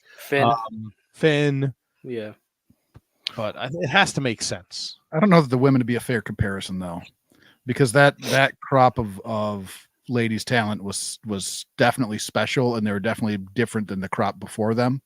So I don't think it's necessarily a fair comparison to go look what these ladies did. That ladies' crop of talent was so much different than what they had in place. Well, it was also they were transitioning away from the fucking Divas championship with AJ Lee and stuff. So that's fair. That's fair, but it also has to make sense. And they are telling, like, there's other stories going on, right? There's stuff that's happening on NXT, the Carmen Petrovich stuff where she is enamored with the Adonis. What's his fucking name? The Adonis. Asha, the Adonis. Yeah, whatever. And he's like fucking taking other chicks to go watch wrestling matches, and she's getting distracted. And, Cedric Alexander and Javon Evans are kind of in a weird spot. Axiom, Nathan Frazier are still like in a weird fucking spot where I'm kind of like, it's almost like the New Day. Like, when are they going to pull the fucking trigger? When is this breakup happening, people? This is a bad relationship. You got to get out. You got to get out. But I love him. But it's a bad relationship. You got to get out. You got. New Day's happening soon, I think. Yeah, right. Yeah. How much you want to bet? How much you want to bet that Tommaso Ciampa and Gargano break up before the New Day? Because they tease that. They tease that again. Right? I don't think so. The problem with them is that unless you have them feuding with each other, that's a hard feud to believe, them and anybody. And I think they realized that when they brought them up. There's just not a lot of. They're doing it. They're doing it. I hope they don't. Their best. Their best chances together. I really thought they fit well in the SmackDown with the tag team division. Yep. Yeah. Are you guys surprised that the Motor City Machine Guns are already the tag team champions? Very much so. It's fucking awesome. Oh, it's awesome. Yeah. Yeah. No doubt. They just we've been talking about Survivor Series and War Games and how are we going to do this, where all these guys go into this War Games match, and I guess we all assume they would just hold the titles, but WWE has other plans because Braun beat Jay on Monday night with a little help from the Bloodline, and MCMG beat the Bloodline with a little help from the Usos. Yeah, so Motor City winning the belts was actually to me was like a threefold things that made sense. A, it got the belts off the Bloodline, which is what they wanted to do. Two, it actually established it say people were complaining about how they didn't get that big of a reaction on their debut, which I totally didn't agree with, but people said that it's out there. Like, who are these guys? Nobody knows who these guys are, whatever. So now we all, the adults in the room know who they are, right? But God forbid, if there weren't people who knew who they were, now you have this brand new team who just skyrocketed to the top of the division. So now you knew who they were, and now you're happy that they got these belts and they deserve these belts, and it makes sense they have these belts. But if you didn't know who they were, now all of a sudden there's this new team for me to get invested in. So like to me, it's like it was the perfect thing to do. Like I couldn't have scripted it any better than what they did with the Motor City Machine Guns. And even if you want to go back to Braun and Jey Uso too, and we have the tease of Fatu and Braun Breaker, which is so perfectly done. So this whole carousel now with the New Day, not the New Day, the Bloodline, getting their storyline set, and now being able to get the belts off them without any of them looking like they don't belong in the main event was just perfect. What you mentioned New Day is not on purpose. No, not on purpose, but it just made me think, is Odyssey, is he gone? Did they cut him? Yeah, he been gone. Yeah. I didn't realize that they cut him. I thought they just pulled him off TV. Okay. Like the same day that the rumor was what he did, he was gone. Okay. Gotcha. He gone. It'll be Um, interesting to see what they do with Machine Guns next. Also, like I hope they don't just have like a short program with like a Pretty Deadly, or like they have something they could really sink their teeth into. So here's the thing now. They immediately got him away from the Bloodline. So maybe you have like one rematch, and then that's going to be it to bide some time. But I don't know. Like you look at the tag team division on SmackDown. There's Pretty Deadly. Hopefully they still have DIY as a thing, because I think that could be. We just had the best of 7 with we still have the best of 7 with Carmelo and Andrade. I would love to see a best of 7 with them and DIY. Like to me, that would be dope. I feel like eventually the belts are going to wind up on the Street Profits. So we'll see. I did not like the best of 7 the way they did it Friday night. No, it made the whole thing seem like a waste.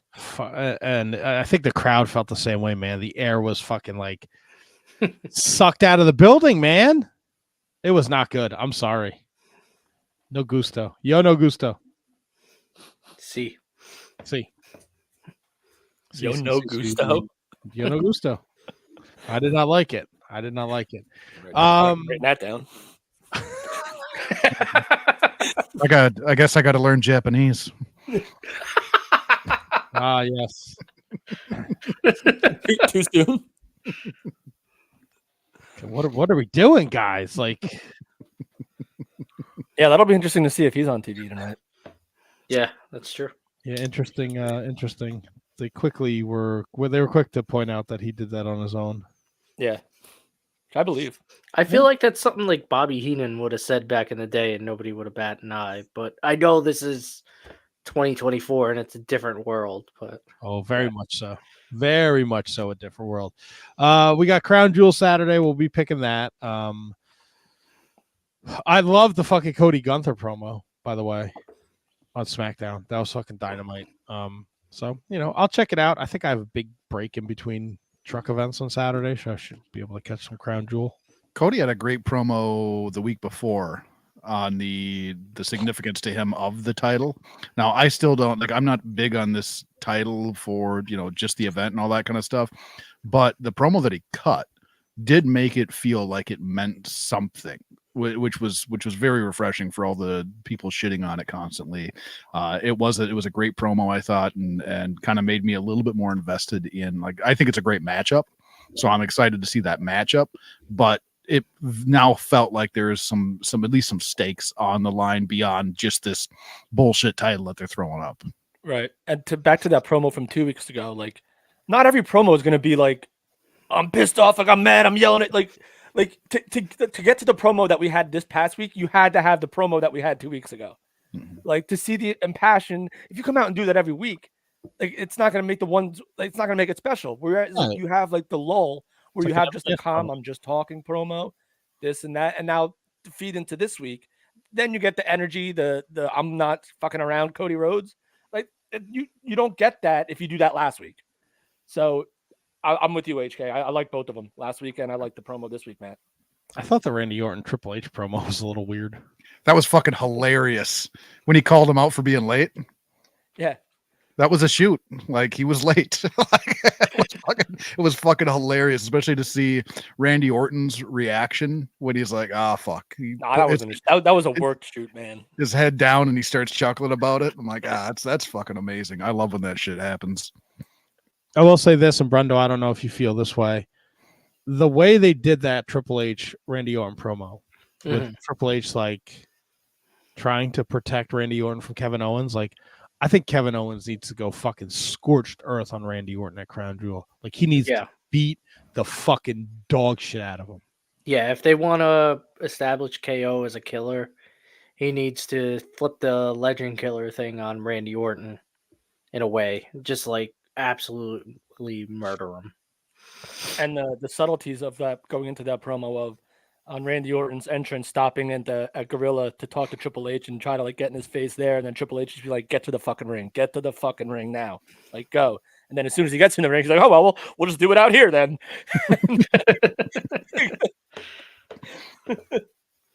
So yeah, Crown Jewel, and I don't know if this is did they make this so this is what Wikipedia has, guys, so far. And for a couple weeks ago where they announced this stupid Crown Jewel Championship. This is actually shaping up to be a pretty solid card on paper. Gunther Cody, Liv Nia, Seth versus Bronson Reed. If Seth is recovered from the Bears loss yesterday. Randy Orton, Kevin Owens. Triple Threat, LA Knight, Andrade, Carmelo Hayes. Oh, they did announce that. Yeah. What's his Nick Aldis did Friday night, I think.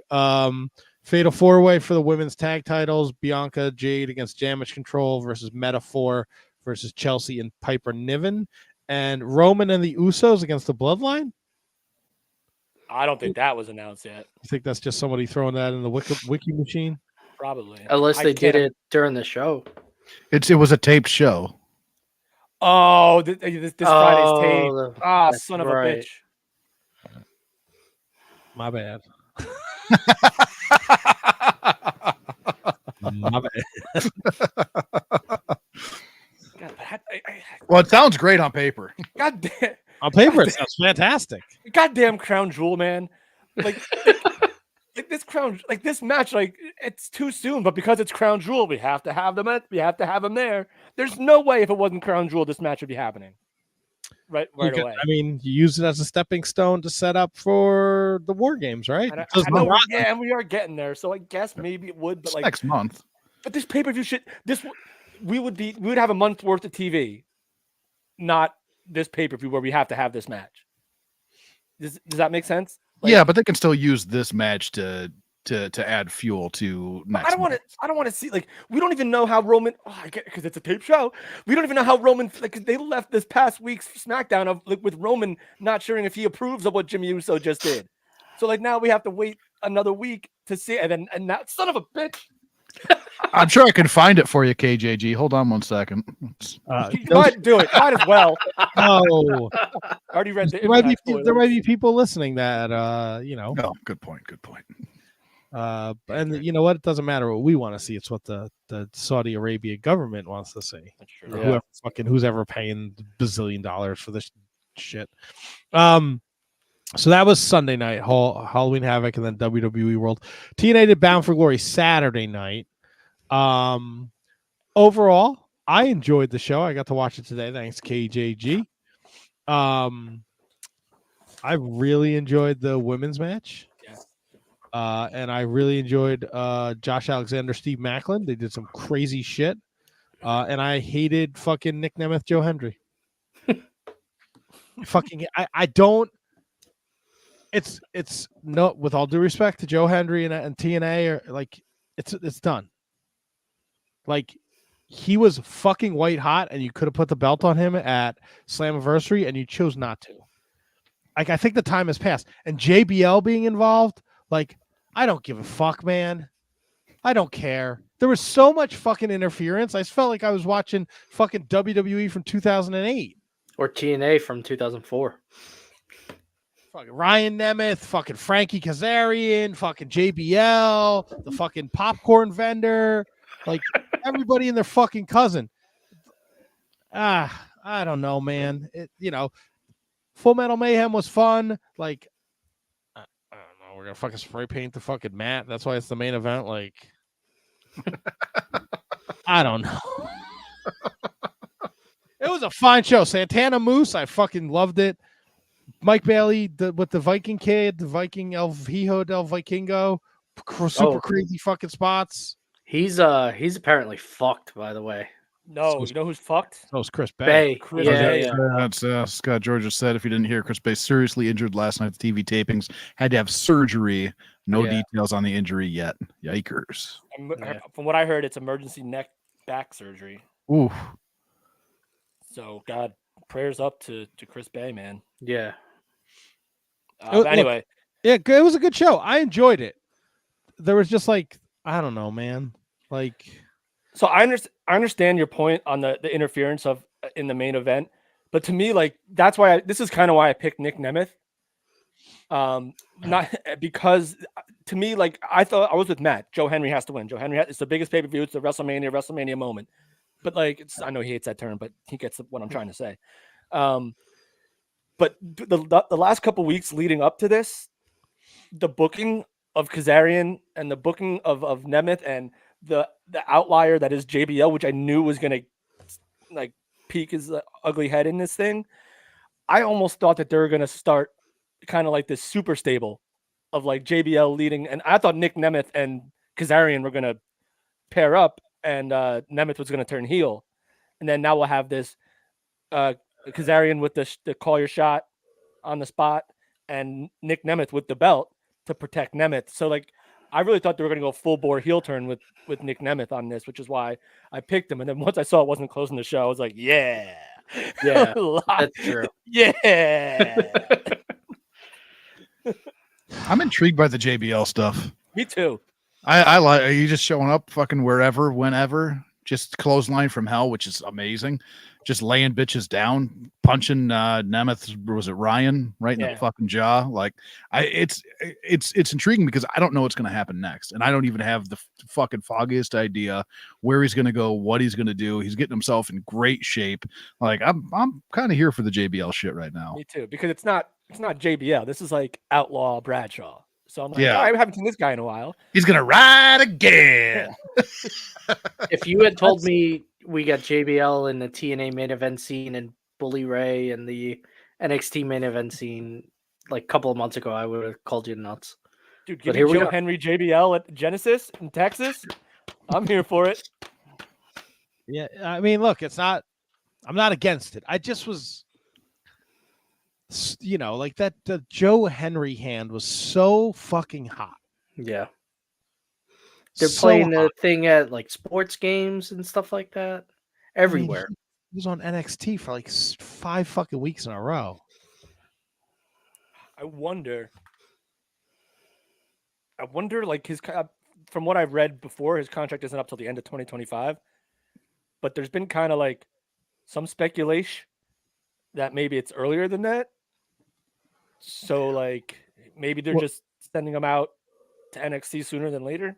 They kind of I don't know if it was him that said it in an interview, but essentially he said anytime that he's had a request from TNA or anything like that, they've requested or they've granted that.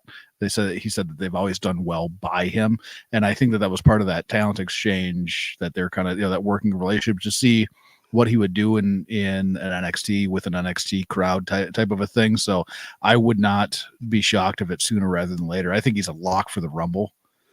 I think Grace is a lock. I think she's done at the end of the Grace. Yeah. She's kind of done all she can do in TNA at this point. She's been there, 4 or 5 years longer? Yeah. 5 years probably. I see, and this is also why I kind of thought Nemeth and Kazarian would be teaming together, because even if Hendry lost this, and like now he has to fight not only Nemeth but Kazarian and JBL, then makes it even more hard of a mountain to climb in case they do finally put the belt on him in January. Like, part of me was kind of thinking that, but I more kind of agree with Matt in the terms of like you kind of had to do it, but the booking just got a little wonky. So at least it's got us talking, and we just don't know what's going to happen. Yeah, and I guess that's kind of what you want, right? With whatever wrestling show, like the HK's point before, like he's intrigued. He doesn't know what JBL is going to do. Like, and I was looking through rose-colored Joe Hendry glasses. Because I just see like was fucking like on top of the world. Like he even wanted Eminem to bring him out, and they even kind of did the weird intro where they kind of teased it, and then he turns around as Joe Hendry in a hoodie. Like, I'll tell you what though, this talent exchange gave me the biggest blue balls, and I'm so upset. Like, I remember when it first started, I was thinking like, oh man, AJ Styles and TNA, it's happening. Oh baby, it's gonna Brian Myers, Eddie Edwards, and Moose in NXT. We're doing it. We're doing it. You got Wendy Chu, pal. Wasn't Wendy Chu and freaking Brindley Rice or whatever her name. Wasn't the reason why Styles is because they're trying to protect the injury angle? Well, that was just. I'm talking. This was like months and months ago before the injury was even a thing. Okay, I'm just saying, like, I really thought we were gonna get like full on like system coming in and then beating up like the fucking the Bloodline or the New Day or some shit like that. I thought we were getting full out like brand warfare. Probably would have been more the D'Angelo family, but I see what you're saying, KJG. Now I just realized it was just NXT scouting. I thought they did a good job. The Wesley, Zachary Wentz, Rascal stuff was good. The Joe Hendry stuff, look, to their credit, over. The Frankie, because it's over now, but it lasted, they got a good 6 weeks out of it. Hopefully they bring it back and they do like with other people. The genesis of the Frankie Kazarian thing started on NXT where he eliminated helped eliminate Joe Hendry from that Rumble. That's true. So there is some long-term story going on there. PCO Matt Cardona was a lot of fun. That match was a lot of fucking fun. I will say this: if I never see the staples, and talk about a spot that's been overused lately, fucking people shoving staples down people's throats or pins or whatever the fuck they are, thumbtacks. Fucking yeah. If I never see that again, fucking go fuck yourselves. No offense, bros. What they say, there's been 59 Monsters Ball matches. Wow, jeez, that's an insane amount of fucking Monster Ball matches. They don't do it like they used to too. The original one, they supposedly locked everybody in like a room for 24 hours with no food, no water. And they come out. Yep. They come out ready, starving, ready to fight. Yep. That's what I want to do when I'm fucking hungry is fucking fight somebody. Probably. I thought Masha beating Jordan Grace was awesome. They had a fucking fantastic match. Good for Masha. That's a great passing of the torch too. And I really like the fucking tag team of Spitfire, Danny Luna and Jody Threat. Yeah, that was a fun match. Like I said, Mike Bailey, El Hijo del Vikingo was fucking bonkers. Josh Alexander, Steve Macklin again, like the story they're telling there, like the amount of trust you have to put into another human being to allow them to zip tie your hands behind your back and then wrestle for another fucking 5 minutes where you're taking tombstone pile drivers, you're fucking doing dives through the ropes, like holy shit. And then his arms were tied so he couldn't tap, so that's the story I guess they're gonna tell, right? Yeah, I mean I guess he did quit though. I don't think he passed out. Did he pass out? I think they tried to, like, his face was in the mat. He couldn't breathe. The referee called it. Okay. The Hardys winning the tag titles. I think we all picked that. Yeah. I don't know why. I have no fucking idea why I picked it. I think the initial plan was to have them it would mean more for ABC to beat them one-on-one, but now obviously plans have to shift now again. Scott George says over here, Bob Ryder and Rhino going into the Hall of Fame was awesome too. Yeah, well deserved. Yeah, those tribute videos like before the inductions were really cool too. Seeing all the different people from not only WWE but AEW and TNA legends, guys like Chase Stevens and Andy Douglas, who you had like the naturals who you haven't heard of from ever. Yeah. Wishing Bob Ryder good luck in the induction into the Hall of Fame. But that was pretty cool, man. Kurt Angle, like I said, Jeff Jarrett being able to do it, Abyss being able to do it.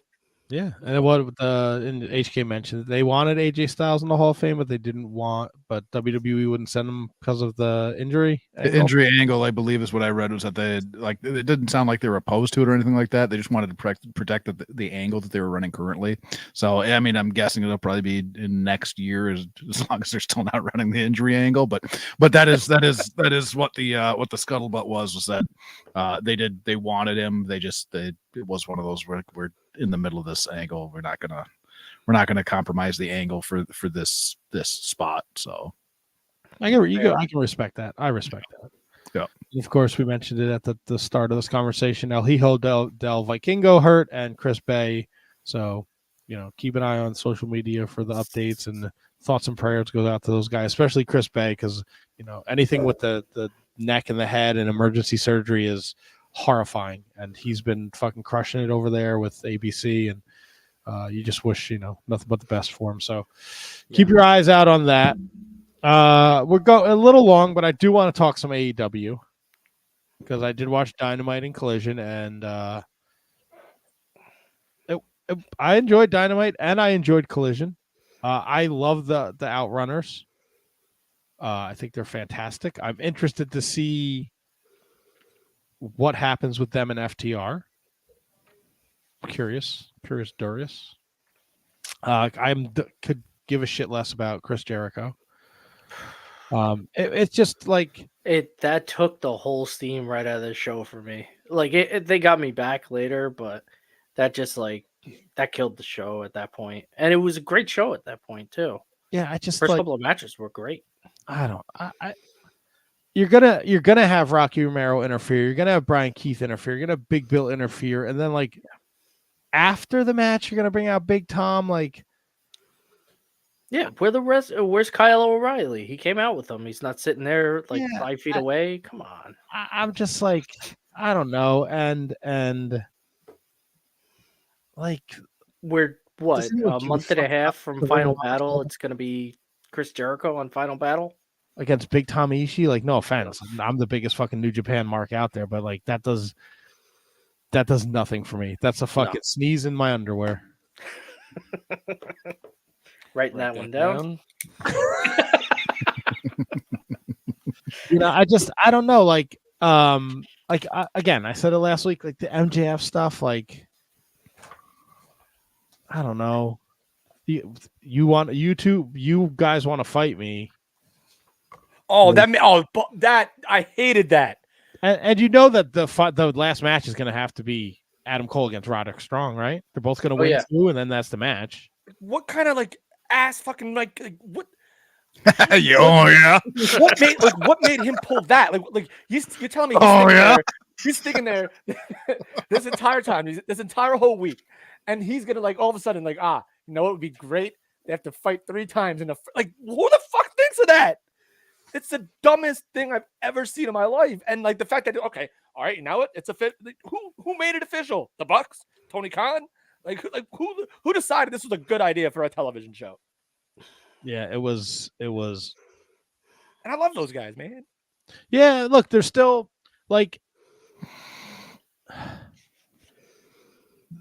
they're trying their best. Kyle O'Reilly is in the conglomeration, but he's also watching this segment because he has history with the Undisputed Kingdom. So it's and then they're trying to ask him on Collision, why were you watching? Where are you? Where's your allegiance? Where do you lie? What's going on here? But then he's you guys have to wrestle 3 guys in a row, and they're okay, yeah, let's do it. What the fuck? How about this? Make it simple. How about you guys just wrestle each other? It's just do that. So that kind of I was heated on that. That made yeah, it wasn't questionable. Shelton Benjamin looks rejuvenated. This is probably the best ex WWE guy they've gotten in a minute. Yeah, he looks he looks like a murderer. Oh, he's at peak Shelton Benjamin, 2005 Shelton Benjamin. This is Shelton Benjamin with something to prove at this point. 100%. Was he's 48, 49, something like that? Yeah. Yeah. So I think that when he got back to WWE this last run, I think that he was very good. You know what I mean? I think that he just didn't have the reins weren't exactly taken off for him to run like he's running now. But this is certainly Shelton Benjamin that I think he wants to be more in the mainstream discussion. I think he's there to prove I always could be this. This is who I am, and he's fucking talented guy. Very He talented is. guy. And it doesn't hurt to have MVP to bounce stuff off of. Like Right. he doesn't have to shoulder all the load. Yeah. You know, like MVP is there to do most of the talking, but give Shelton a little bit, and then Shelton can just go in there and just beat some ass. Yeah. What else? Okay, I think I said this in the group text or maybe the Discord. Can I? Sorry, Oh, Double T. yeah. I don't want to cut you off. I do have a thought though. Give it to me, baby. Bobby Lashley coming in. Yep. Is that overshadowing this Shelton Benjamin that we're getting?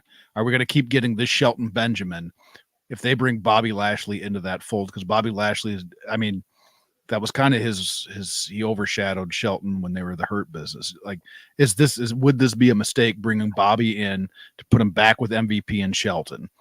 Because what I would like to see them do even more is Bobby versus Shelton. You know what I mean? I think that I don't want Bobby to overshadow what Shelton's doing right now. Oh man. See, I don't think I'm the best guy. This might be more in KJG's wheelhouse. Bobby Lashley does zero for me. Me too. It's not the bit where I want to fight him or run away from him for 2 minutes. Like he really doesn't.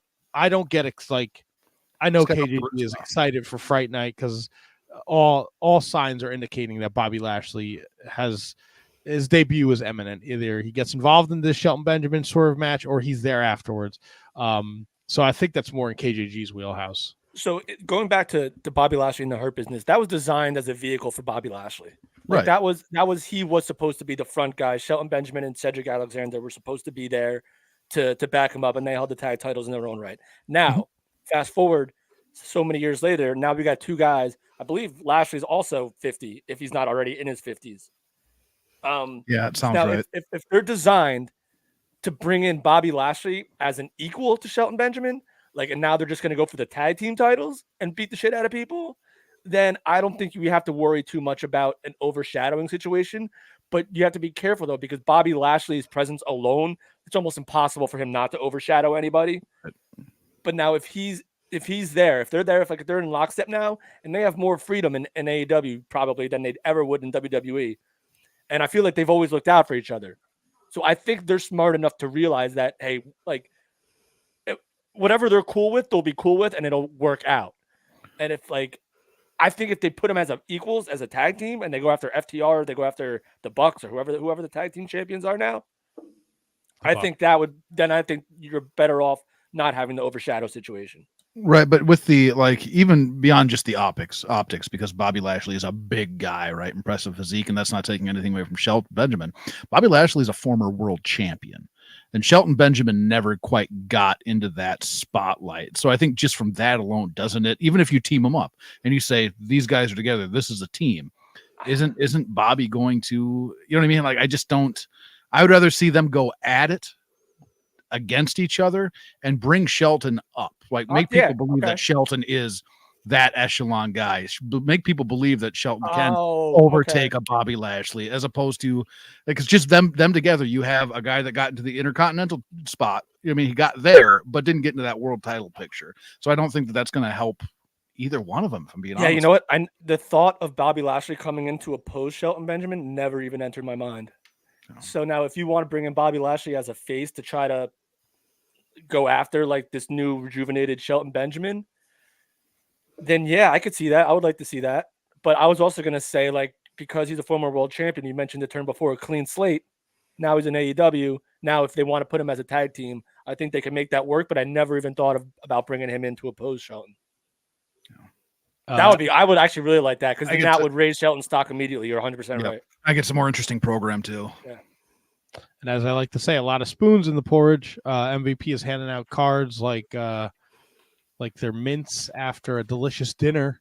And we still don't know what his end game is here. Stokely Hathaway is still chirping at the private party, and that's clearly affected Isaiah as we end Dynamite with him saying if they can't beat the Young Bucks next week, they will split up as a tag team, which is a surprise to Mark Quinn. We also continue this weird BCC NWO thing, which I kind of like. Me too. We ended Wrestle Dream with Dobby tied to the ring, and then we fast forward to this week, and you see Chuck Taylor, who we haven't seen for a while, in the back with the merry band of fucking jobbers waiting for Love it. waiting for the BCC to show up, only to have them sneak in the back, have Marina run interference and have them sneak through the crowd to beat the shit out of Chucky T. Like I said Wednesday, there's only one entrance apparently. Yes, that's some of the funniest shit you could think of. Like, no, they're definitely coming here. This is the one. It's so fucking have ridiculous. like a sign that says BCC, come this way. Right? Yeah, like an old like Acme cartoon. Watch out for the anvil.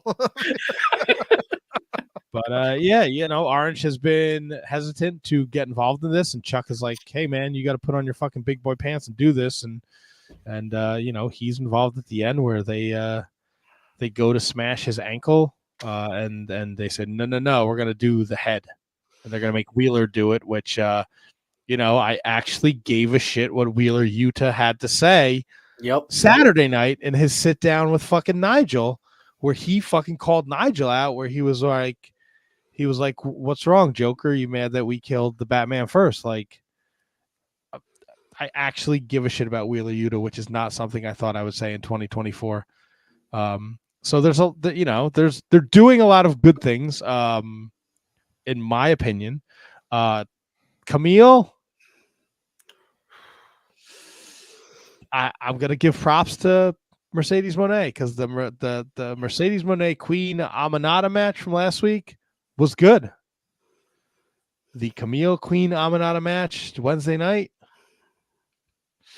it was like a completely different Queen Amanada, and I don't think it had anything to do with her. Yeah.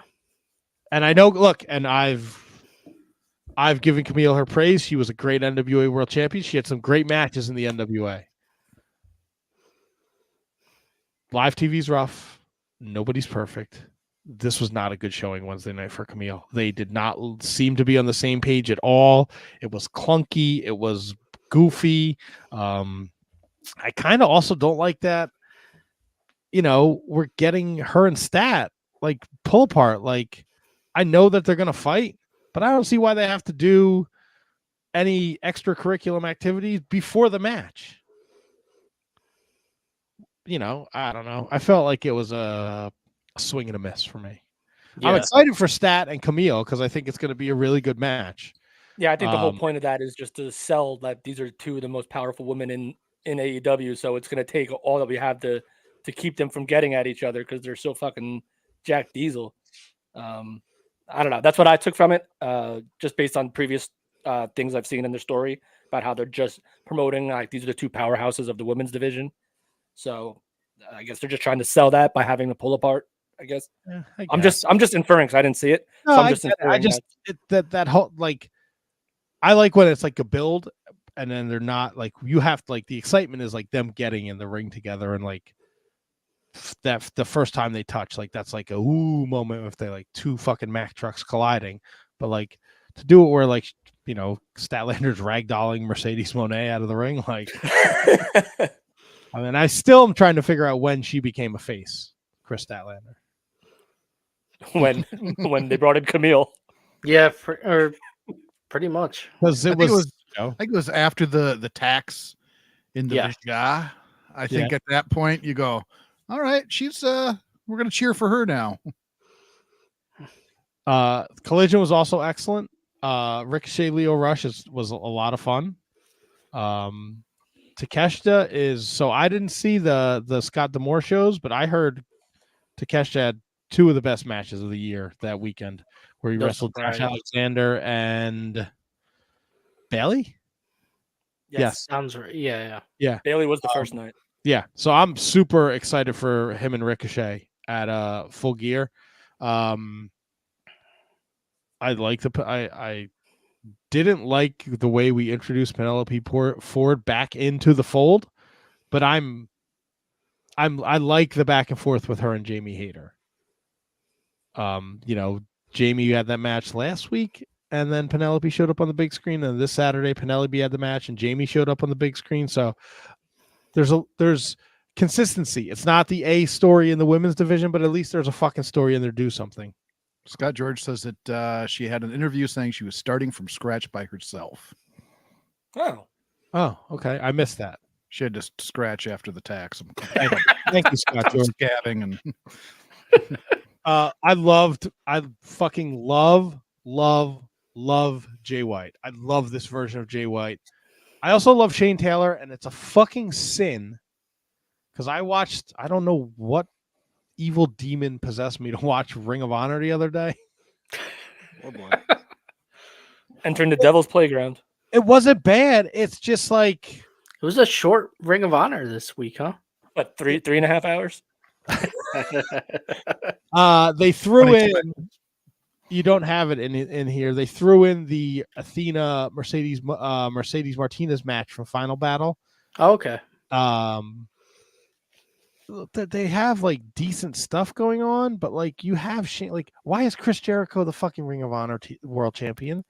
Shane Taylor is like the perfect dude. He's that dude. He could be the fucking world champion. Shane Double Taylor, T. Mark Briscoe at Final Battle. Give it. Double T, you're missing the point. Remember, Jericho said he elevates everything that's around him. So you want ROH? Great. You want ROH? You get Jericho. It's the elevate. It's the vortex, right? The Jericho vortex. Everything gets brought up. Baby, right? I bet you a Minnesota State Quarter that Chris Jericho is never on a Ring of Honor show until Final Battle. He's not on one episode of Ring of Honor TV from now until December. There might be a video package, but he will never, ever wrestle in a ring with the skirt on it. This is Ring of Honor until Final Battle. Interesting. I'm not taking that bet. No. It's just this Minnesota. I got some New Jersey State Quarters too, somewhere in my piggy bank. I don't got a Minnesota State Quarter around, man. I would assume I have one. I have many things of change over there. Gotcha. I'm very rich in the world of coins. I think he might. I think he might. Yeah, put your quarter where your mouth is. I think Jericho might. He might. You think he might? Did you read some spoilers? I think he might show up. You think he's going to have a match in a Ring of Honor? Not a match at Ring of Honor. But I think that he'll be there. Oh yeah, we'll have a learning tree on Ring of Honor. You said he wouldn't be there. Okay. I think he might be there. Yeah, and he's going to learn that half the crowd fucking leaves after Collision, and nobody gives a shit about Ring of Honor.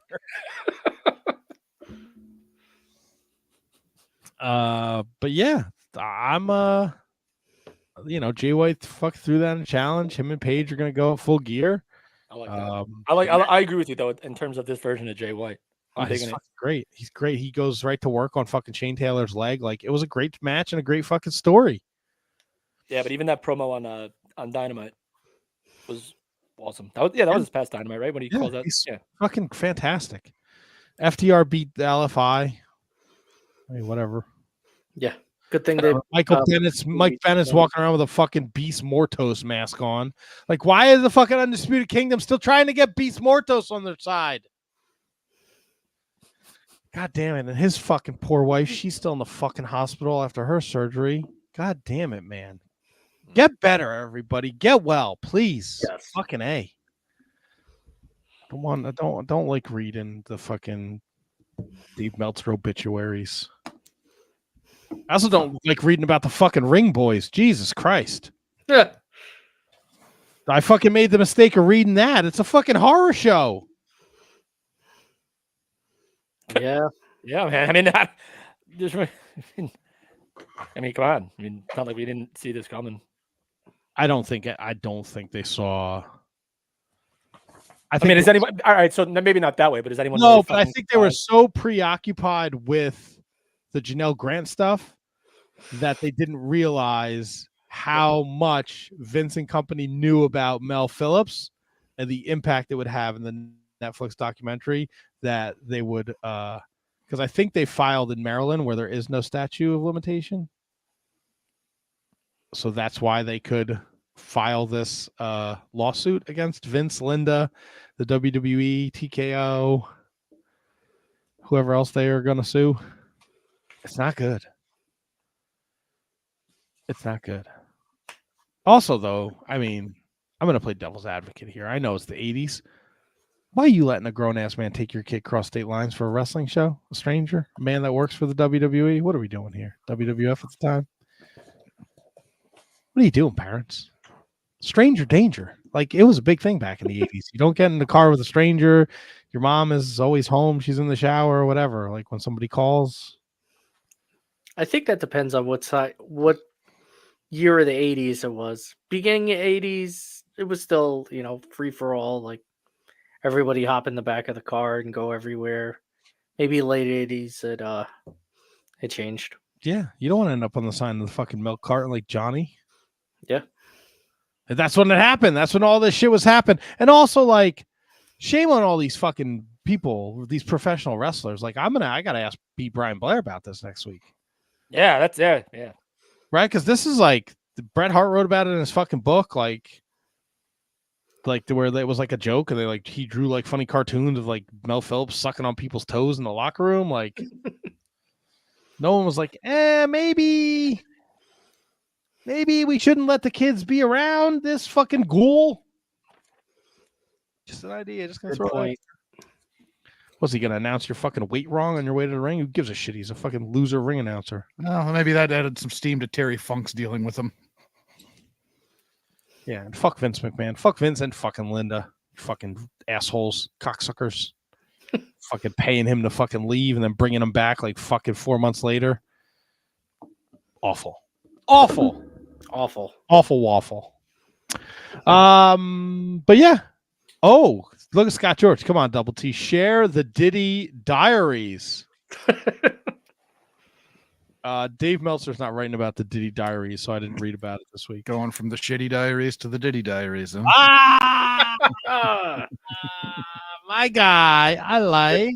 Good shit. Great shit. This I don't have.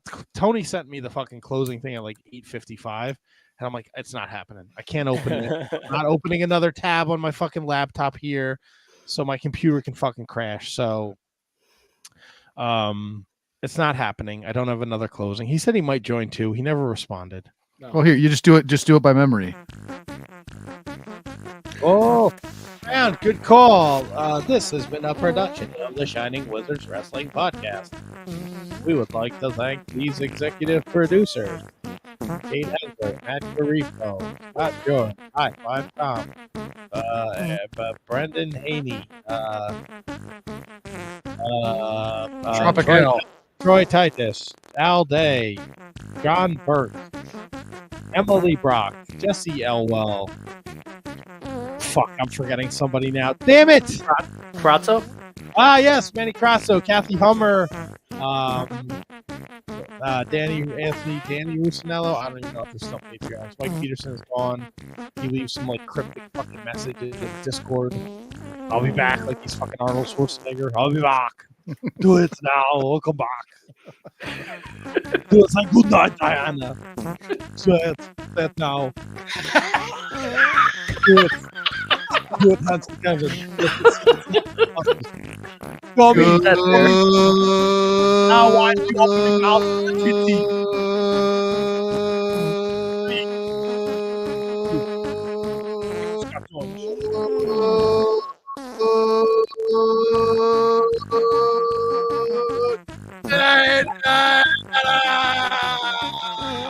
It's a man in a dress. It's funny. I like to do it again.